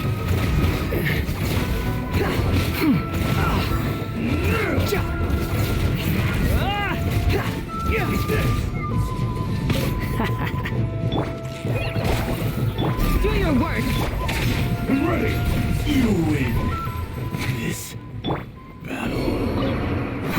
Too slow.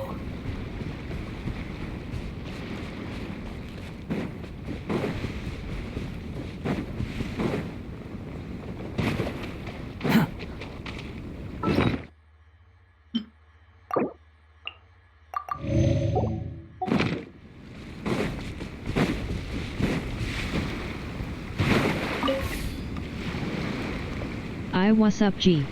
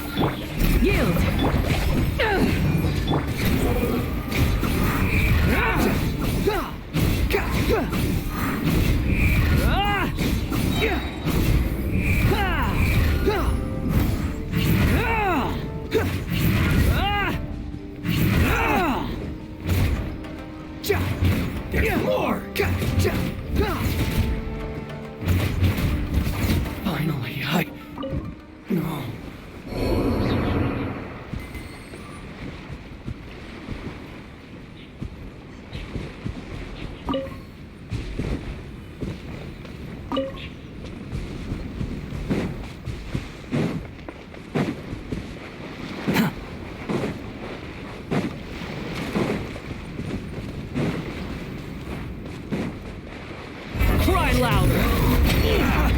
The wind rises.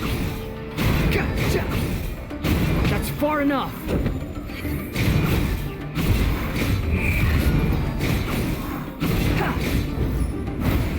Say no more. How amusing. To the very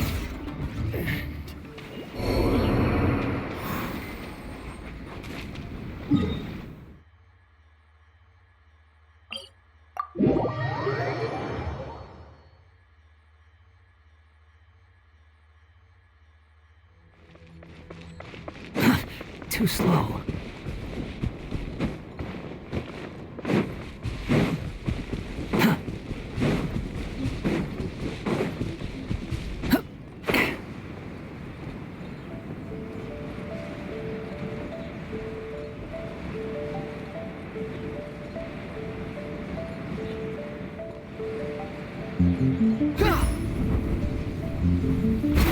Let's get down to business. Flee! We shall somewhere!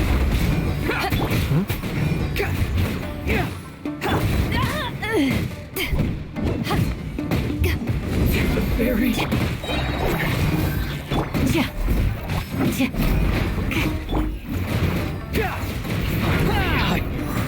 no.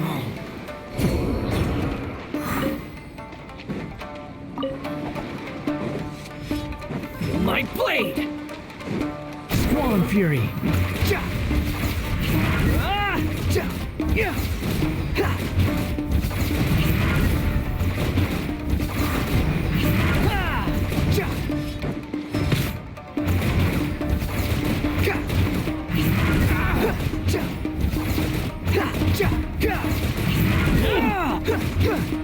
The wind rises. Very.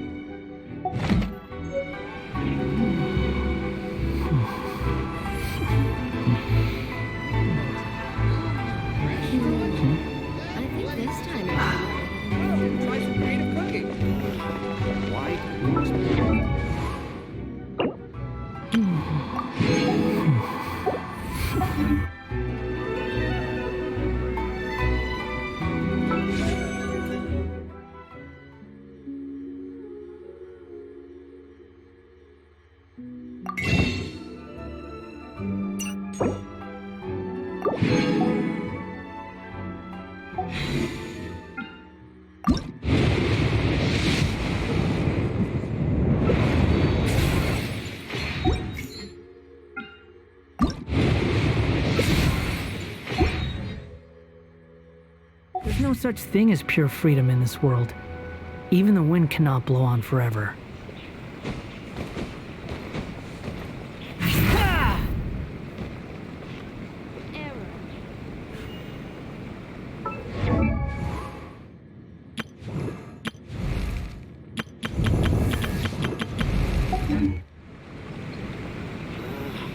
Why? Try some creative cooking.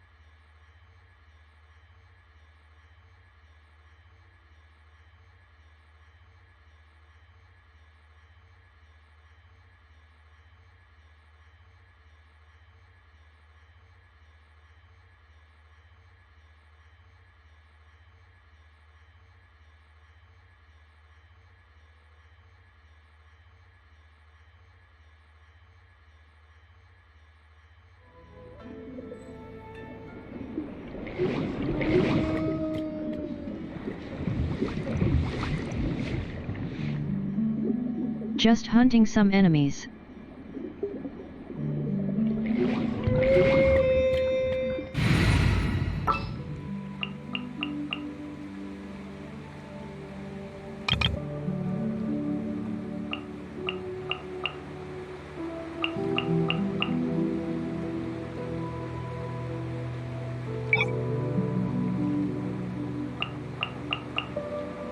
Here, let me help you.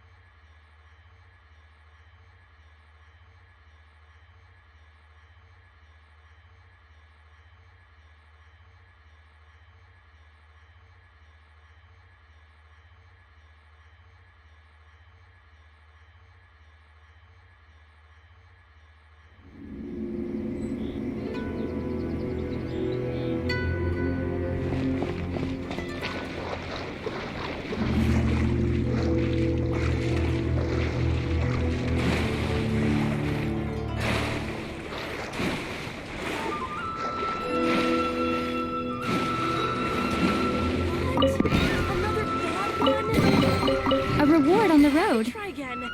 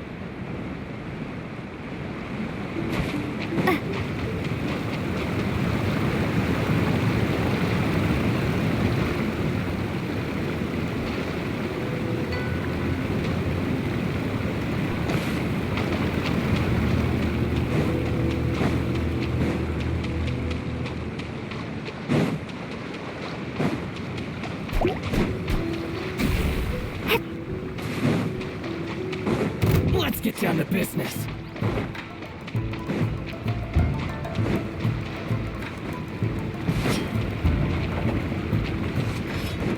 My blade!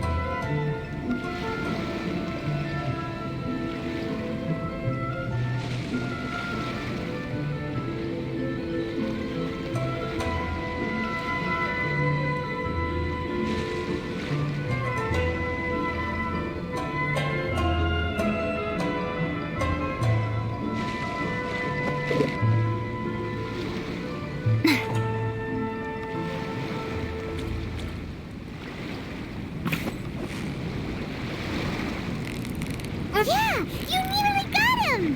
Whoa, nice catch!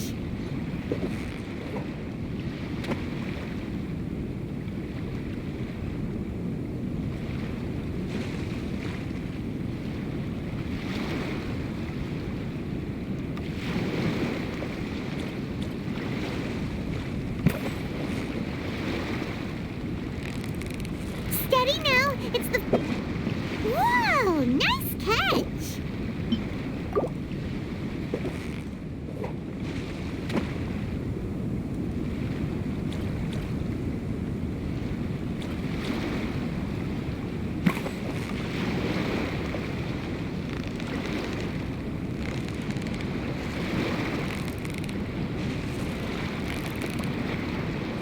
So close, so close! Stay cool! Whew, that was a tough fight!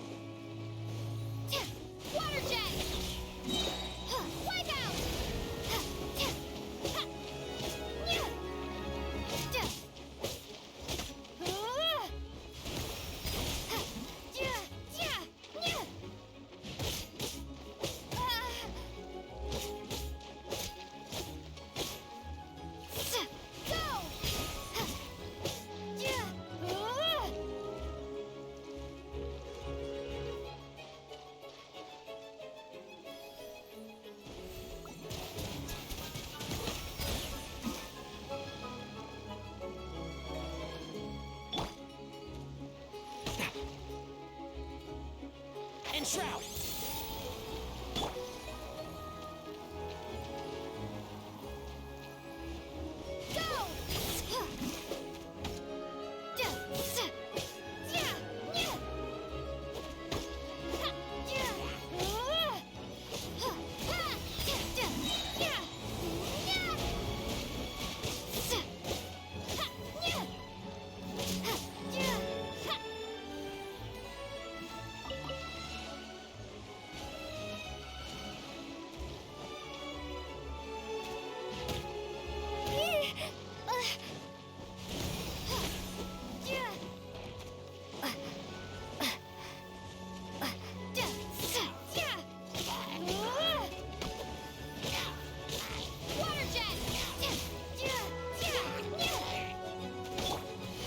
Let's nip that in the bud. Flowers haven't bloomed yet.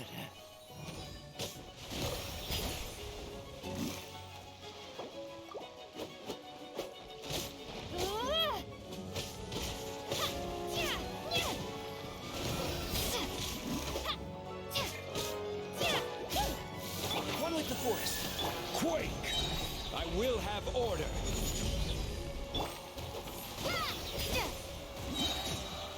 Bombs away!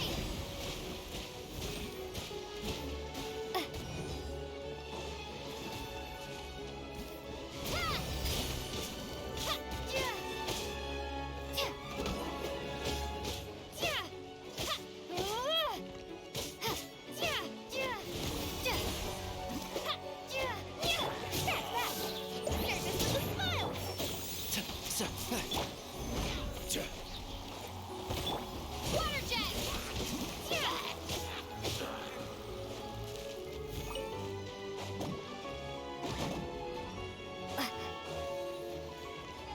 Water jet!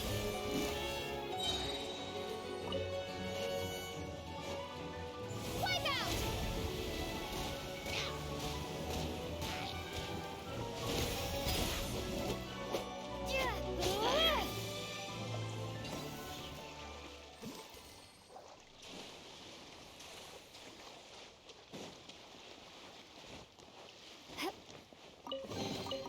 Is this an answer from this world?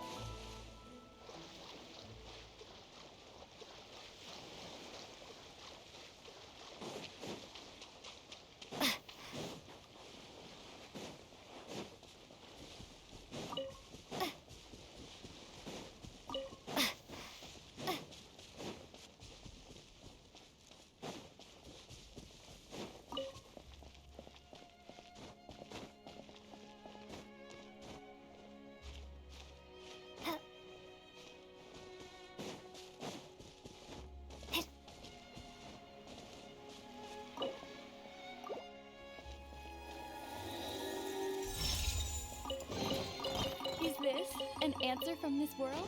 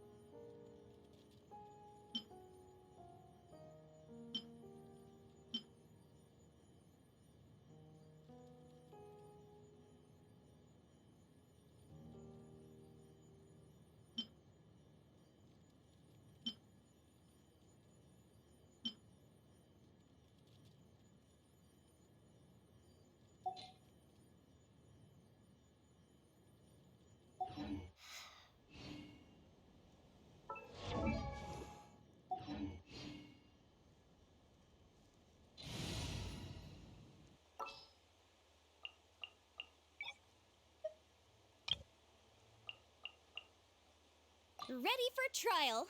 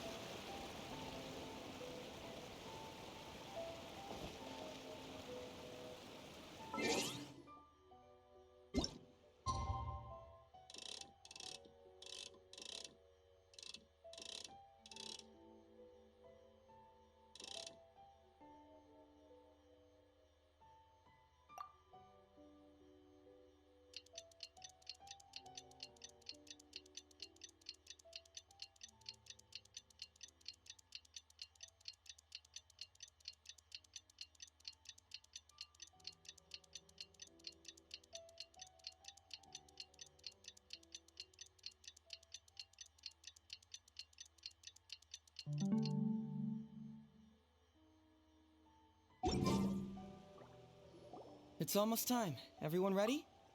All right, then let's get this show started. Oh, I can't wait, Mr. Heizo. Let's get going, Heizo. Emperor Oni Kabuto, hang in there, Your Highness.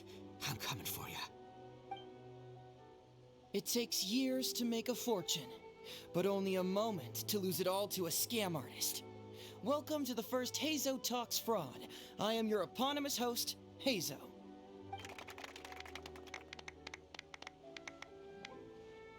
Okay, I'm delighted to have you all here today to explore the topic of fraud. To help everyone avoid becoming the victim of scam artists themselves, we thought we'd invite several VIPs with a lot of experience in this area to perform a little play with an anti-fraud message. Please join me in welcoming to the stage Miss Etsu, Mr. Iba, and the venerable gentleman, Mr. Arataki Ito. Without further ado, let the show begin.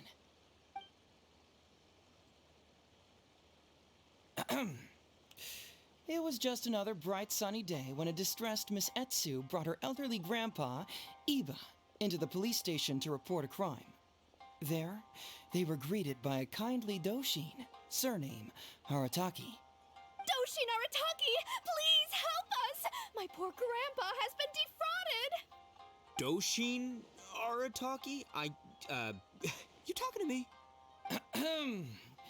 Perhaps for want of familiarity with the script, a confused look creeps over Doshin Arataki's face, and he asks himself that age-old question. Who am I? Yes, you are Doshin Arataki! You're Doshin Arataki! Oh, so I'm in the play. Right, yeah. Okay, got it. I'm a Doshin, of course. Okay, I got this. Ma'am, can you tell who it was that defrauded your grandfather? Rest assured, the Tenryo Commission and I are here to bring them to justice. I don't know. It was too late when I found out. They took all of my grandpa's money, and all they left was this note. Doshin Arataki frowns as he realizes this is more complicated than he thought. He takes the note in his hand and reads it out loud. I am the Raiden Shogun. I am currently being held hostage by the Crux fleet and urgently need 200,000 mora to secure my release. Please place the ransom mora on the north coast of the deserted island. When all of this is over, I will promote you to General of the Tenryo Commission. It's the almighty Shogun. We cannot let Her Excellency come to harm. But this is a scam, surely. I mean, 200,000 mora? Kinda lowballing it for the Electro Archon, don't you think? Shouldn't it be like, 300,000 at the very least? Well, I sure thought so, but Grandpa's already parted with the money.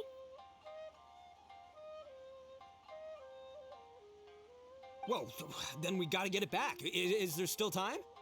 Before I could go out to look for it, Grandpa received another note. Doshin Arataki takes the note and reads it out loud. I am Miss Hina. I am currently raising funds to publish a photo book. I urgently need 300,000 mora for publishing fees. In return for your support, you will receive a limited edition signed photograph. It's Miss Hina. We can't leave poor Miss Hina in a tight spot. You're right, Gramps. Is 300,000 mora enough? I can spare some too if we need to make up the difference. Maybe I can get a photo of Miss Hina too. We gotta help Miss Hina out here. It's a scam, Doshin Arataki! Snap out of it! Oh, right, because if Miss Hina needed funds, she'd come to me first, as her #1 fan. Why would she go asking this old geezer for help? These con artists don't know who they're up against. Well, anyway, not long after Grandpa handed over the money, he received yet another note. Doshin Arataki grabs the note and reads it aloud.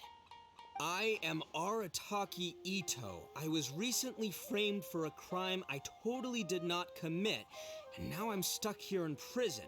I am in urgent need of 500,000 mora as bail. In return for your help getting me out, I will bring the whole gang over to thank you personally at your house. Must be a scammer, surely. I've never heard of this person, and they're asking me for 500,000 mora. Wait a minute. This is a scam. I'm Arataki Ito. You are? But your name tag says...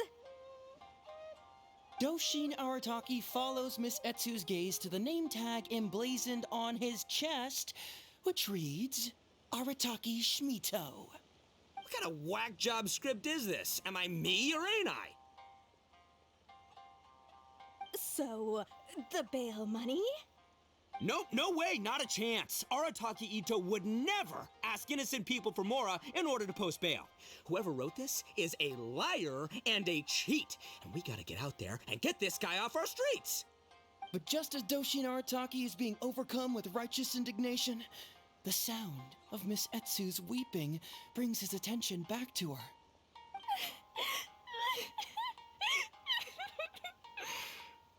Miss Etsu, don't you worry. We're gonna catch the people who did this. Even if you do catch them, how are we ever going to get Grandpa's money back? Oh, whatever are we going to do about all those Onikabuto? Onikabuto? Wait, what was that about the, Onikabuto? Oh, well, Grandpa is a major Onikabuto breeder in our village. His are the biggest and strongest Onikabuto around. People come from far and wide to buy from him. We recently received an order that was too big for our current capacity. We were planning to expand Grandpa's facilities, but then we were swindled out of all of our money. Right after we'd signed the contract, too.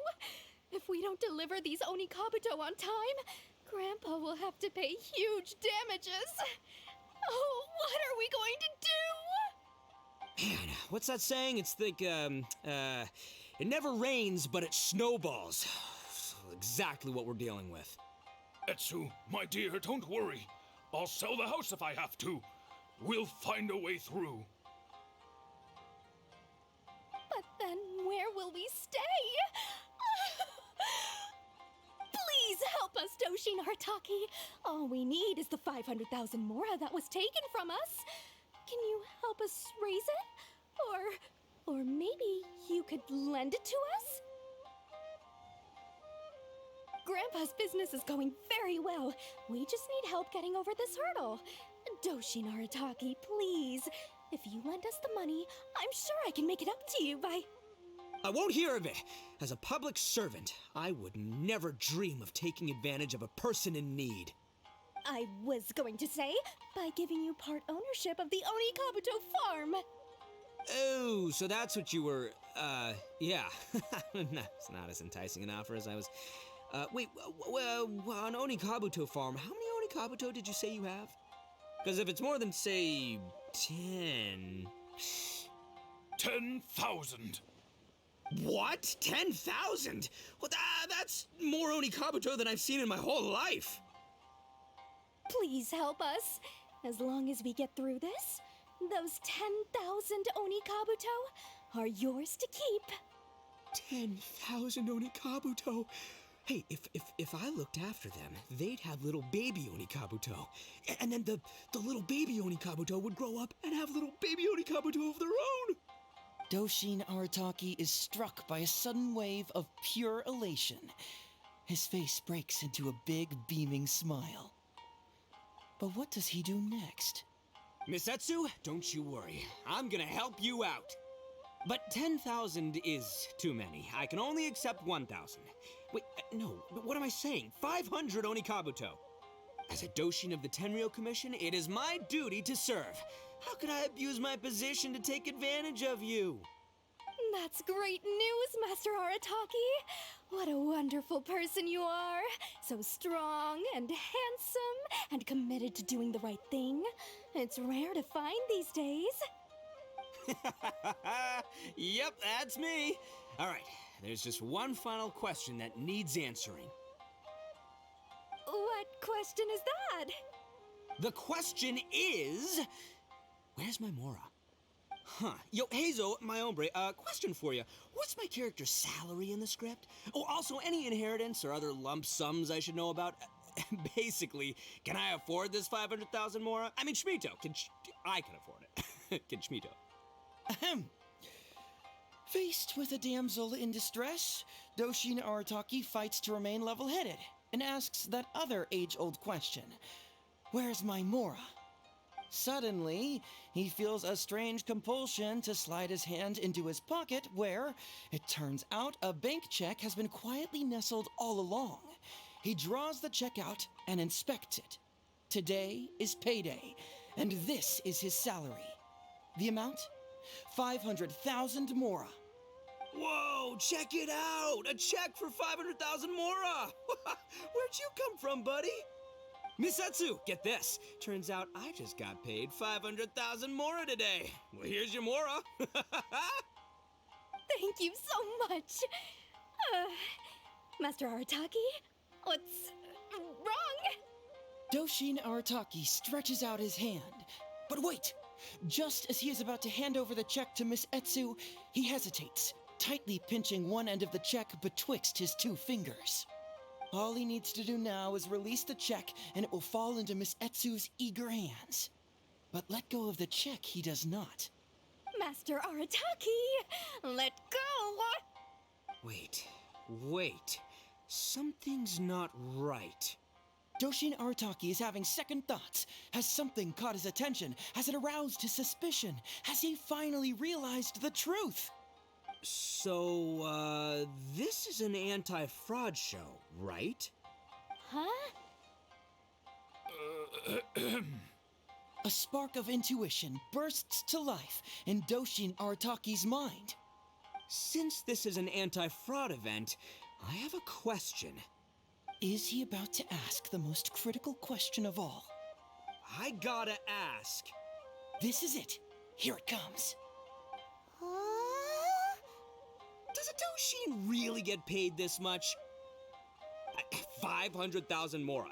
Enough to get an Electro Archon out from a hostage situation, then go pay for Miss Hina's publishing costs. You telling me the average Doshin can do all that on one pay packet? I don't know, seems pretty fishy to me.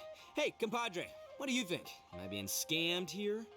Heizo! Ito's cheating! He asked for help! As the spark of intuition flickers and threatens to fade, Doshin Arataki clutches around in desperation, hoping to find a source of fuel to feed the flames of enlightenment. Traveler, are you going to help this poor man out of his predicament? Aha! Etsu and Iba! So that's what's going on here. You two are the scam artists. You put on this damsel in distress and elderly grandpa act to win my sympathy, then used a few cheap tricks to get my attention. Then you dangled the bait in front of me, waiting for me to bite. Darn it, I knew it. Who in their right mind would give away Oni Kabuto for free, let alone 10,000 of them? It's too good to be true, and that's how I know you're the scam artists. You got a lot of nerve trying to scam a Doshin. You're coming with me, and you'll give a full confession if you know what's good for you. Finally, with the help of his intuition and a little guidance from beyond the void, Doshin Arataki successfully avoided being defrauded. Not only that, but he asked a critical question. Who in their right mind would give away Oni Kabuto for free? I ask you all, is there such a thing as free Oni Kabuto? Free Mora? Or does nothing in life come for free? All right, remember, it takes years to make a fortune, but only a moment to lose it all to a scam artist. Thank you once again for watching Heizo Talks Fraud. Stay alert, everybody, and see you again next time.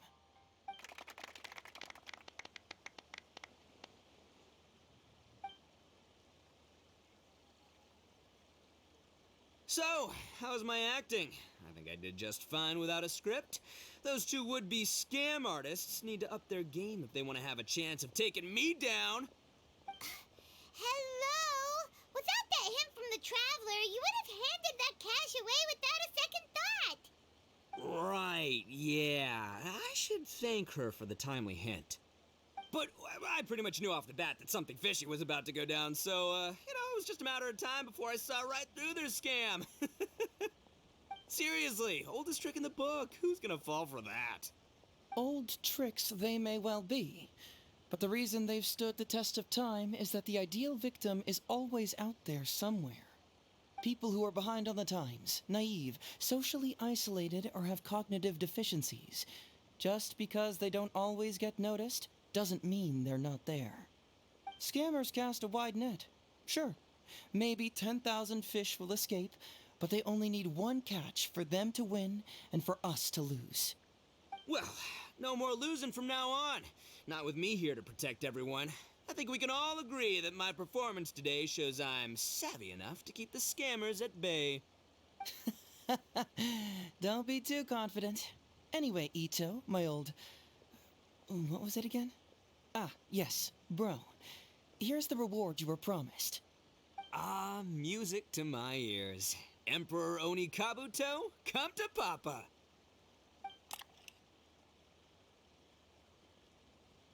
Oh, look at those sharp horns and those beautiful stripes. Well, hold on. Hazo, my hombre, why won't it move? Hey, bud, move! Oh no, I think this one might have, joined the big beetle battle in the sky. It's a figurine, so not the moving kind. What? A figure? So, it's a fake? Man alive, you seem a little surprised. Wait, you didn't actually think this was a real Oni Kabuto, did you? No, surely not. Ito, old chap, you must have seen from the photograph that it was a figurine. Don't tell me you didn't notice. Really? You little punk! Give me my Emperor Oni Kabuto now!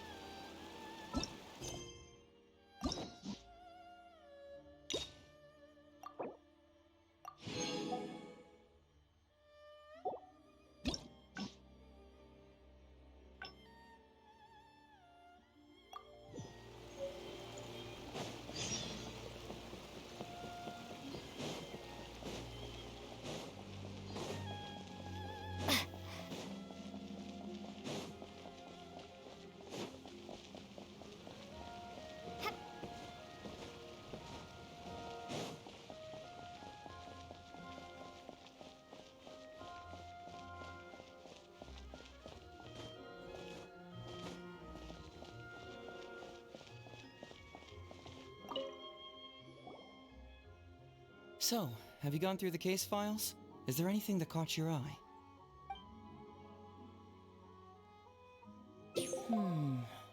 I'm afraid this won't be an easy task.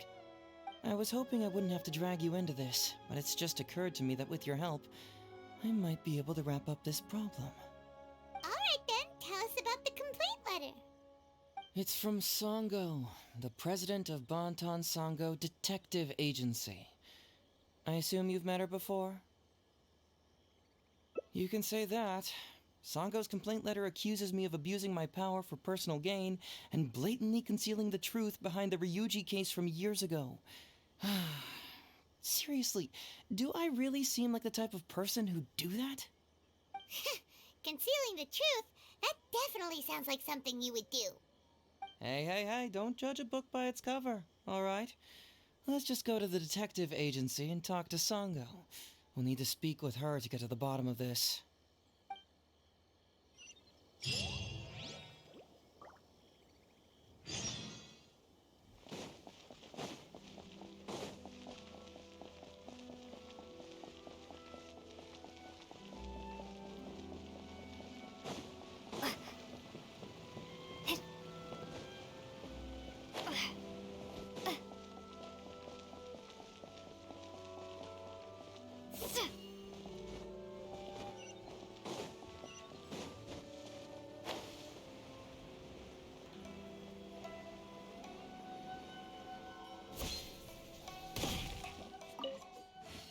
Welcome back, Mr. Heizo. I'm glad you're all right.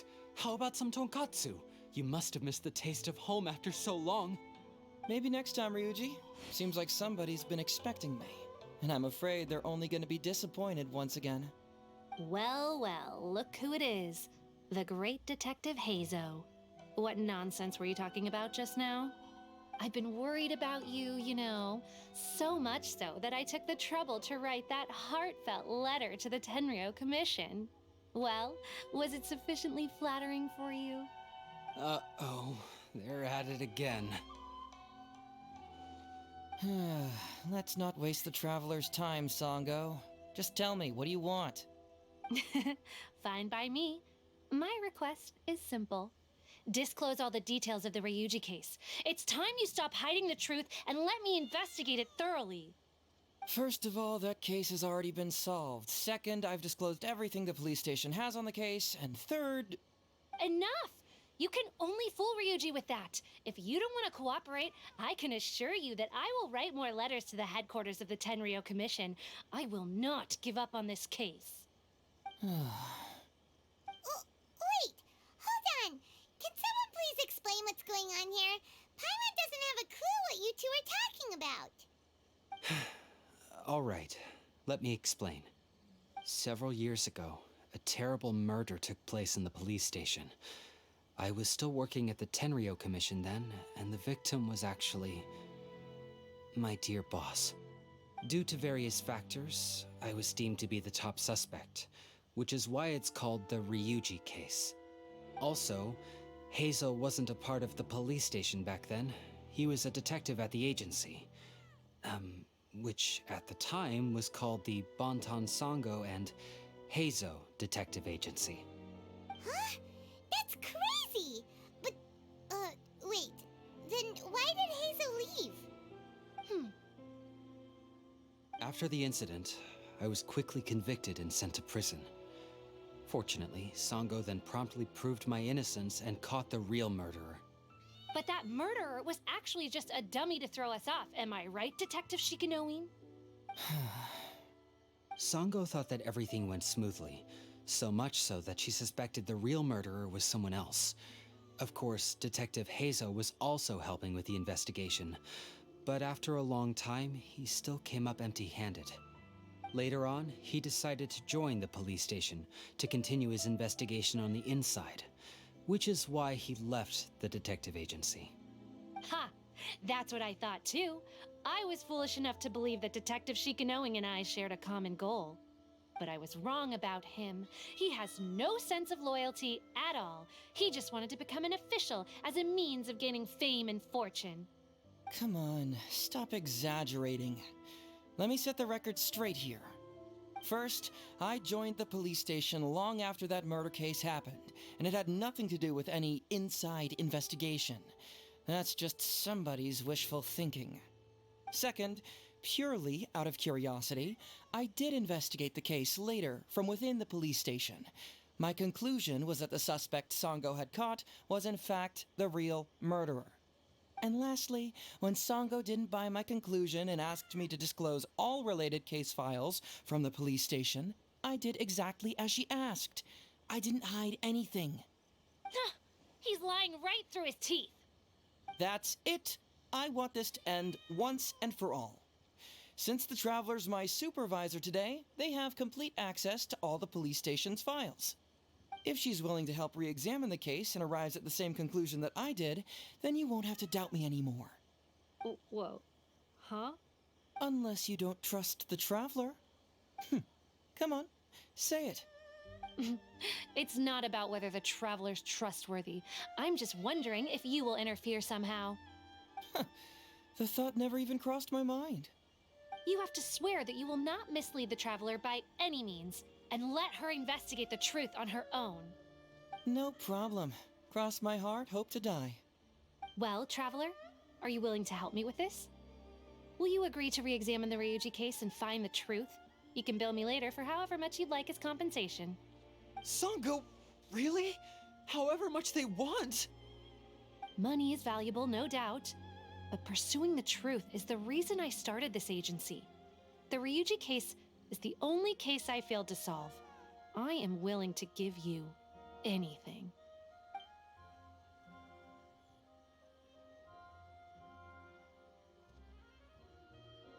All right, I'm counting on you, Traveler. You hear that, Detective Shikanoin? Ha! Now we just need to wait and see. All right, I got it. No need to keep yammering like that. You'll scare the kids next door. Come on, let's go back to the police station.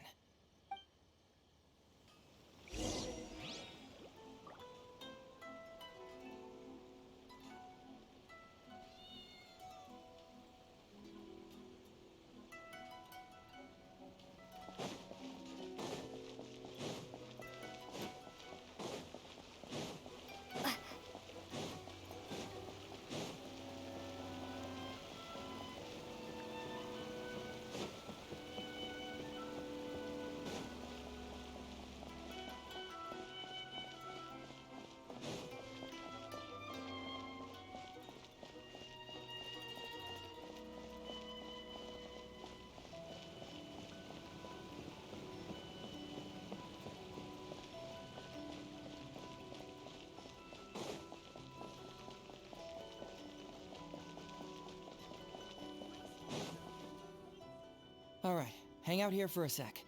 I need to go to the archives to get the case files. For now, why don't you go and chat with Yoriki Owada over there? He worked on this case too back in the day. No, you misunderstand. It's not that I want you to look into this. It's just that you're the only one who can. You're the only one I can think of who Sango would ever believe. She trusts in both your qualities and abilities, so I hope your findings can finally convince her and put an end to this whole thing. Sure, she's just writing complaint letters for now, but who knows what she'll do in the future. All right, I'll go get those case files. You go ahead and talk to Yoriki Owada for a while.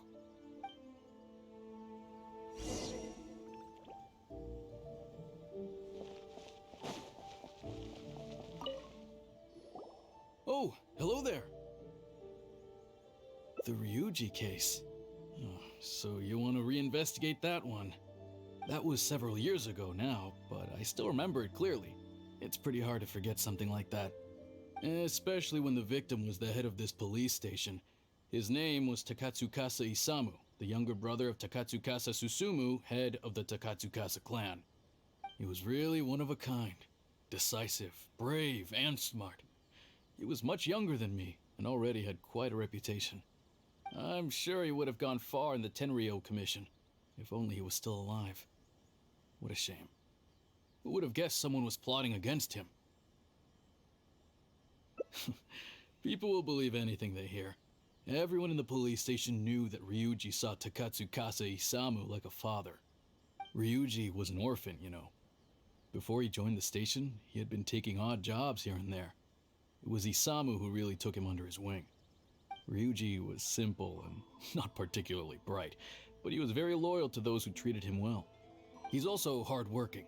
Isamu must have seen these qualities in him and decided to keep Ryuji by his side. Ryuji worked with him for years after that, and was even promoted to be his personal assistant. Do you really think Ryuji would do anything to harm him? So, then why was Ryuji convicted? Even Paimon can tell that's a mistake. Well, here comes the interesting part of the case.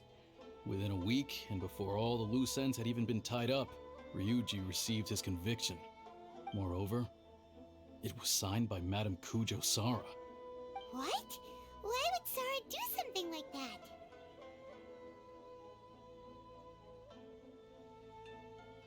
I'm getting older now, and my eyesight is poor. I can't see too clearly anymore. Hey, come on, Yoriki Owada, there's nothing to see. It's obvious that the Kujo clan did it. You can't just go around saying things like that, Wisuki. Those were just hearsay. There was no evidence. That's not true. Traveler, you may be unaware that the Takatsukasa clan has always been assisting the Kujo clan in the Tenryou Commission. But who doesn't want to be the boss, right? And Takatsukasa Isamu was the key figure for the Takatsukasa clan to bring down the Kujo clan. At that time, no one was held in higher regard than Isamu. So, naturally, the Kujo clan saw him as a potential threat. Kujo Takayuki must have been planning it all along, that rascal. Takayuki is able to control the Takatsukasa clan as long as he's in power. But by the time he retires, Isamu would have been at the apex of his political power, while Masahito and Kamaji of the Kujo clan would still have been too young. The two of them wouldn't stand a chance against Isamu. You think Kujo Takayuki would simply sit back while Isamu gained traction? So he decided to strike first. You youngsters and your conspiracy theories. No, it's true. It's the only way to explain it. Otherwise, why would an impartial person like Madame Kujo-Sara sign Ryuji's conviction so quickly? They had to find a scapegoat to pacify the Takatsukasa clan, so Kujo Takayuki must have told her to sign it immediately. I'm not accusing Madame Kujo-Sara of anything, mind you. I respect her very much. But maybe she had no other choice. What do you know? I'm sure Madame Kujo-Sara must have had her own reasons.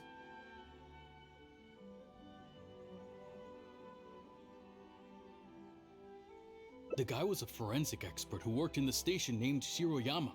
I have to admit, he wasn't easy to track down. That Sango really is something, though. She caught him without even breaking a sweat. It turned out that after poisoning Isamu, Shiroyama secretly took the poison to Ryuji's place in order to frame him. Later on, the poison was also found in the forensic office, but that was already after Shiroyama's death. He confessed everything in a testament. That's right. He hung himself in the forensic office not long after Sango was on his trail. Probably because he knew it was only a matter of time before he would be caught. Of course, he didn't admit whether he had been prompted by Kujo Takayuki. He took the responsibility alone. I bet Kujo Takayuki promised him a sizable compensation. After all, Shiroyama had a family to feed. There you go again, pulling conclusions out of thin air. There wasn't any evidence of that at all. Listen, I can almost guarantee that it was the Takatsukasa clan who invited Sango to investigate. We all knew that Ryuji was just a scapegoat. You think the Takatsukasa clan wouldn't figure that out? They're not stupid. So, they were suspicious of the Kujo clan and invited Sango to take the case. However, the Kujo clan were still a step ahead and were able to remove themselves from the situation before the whole thing blew up. They drove Shiroyama to take all the blame as well as his own life. A perfectly clean cut for the Kujo clan. With Shiroyama dead, there was no one left to testify. Even the Electro Archon herself wouldn't be able to do anything. You make up stuff faster than a politician. It's a wonder nobody's asked you to be an advisor yet. Hey, that's their loss.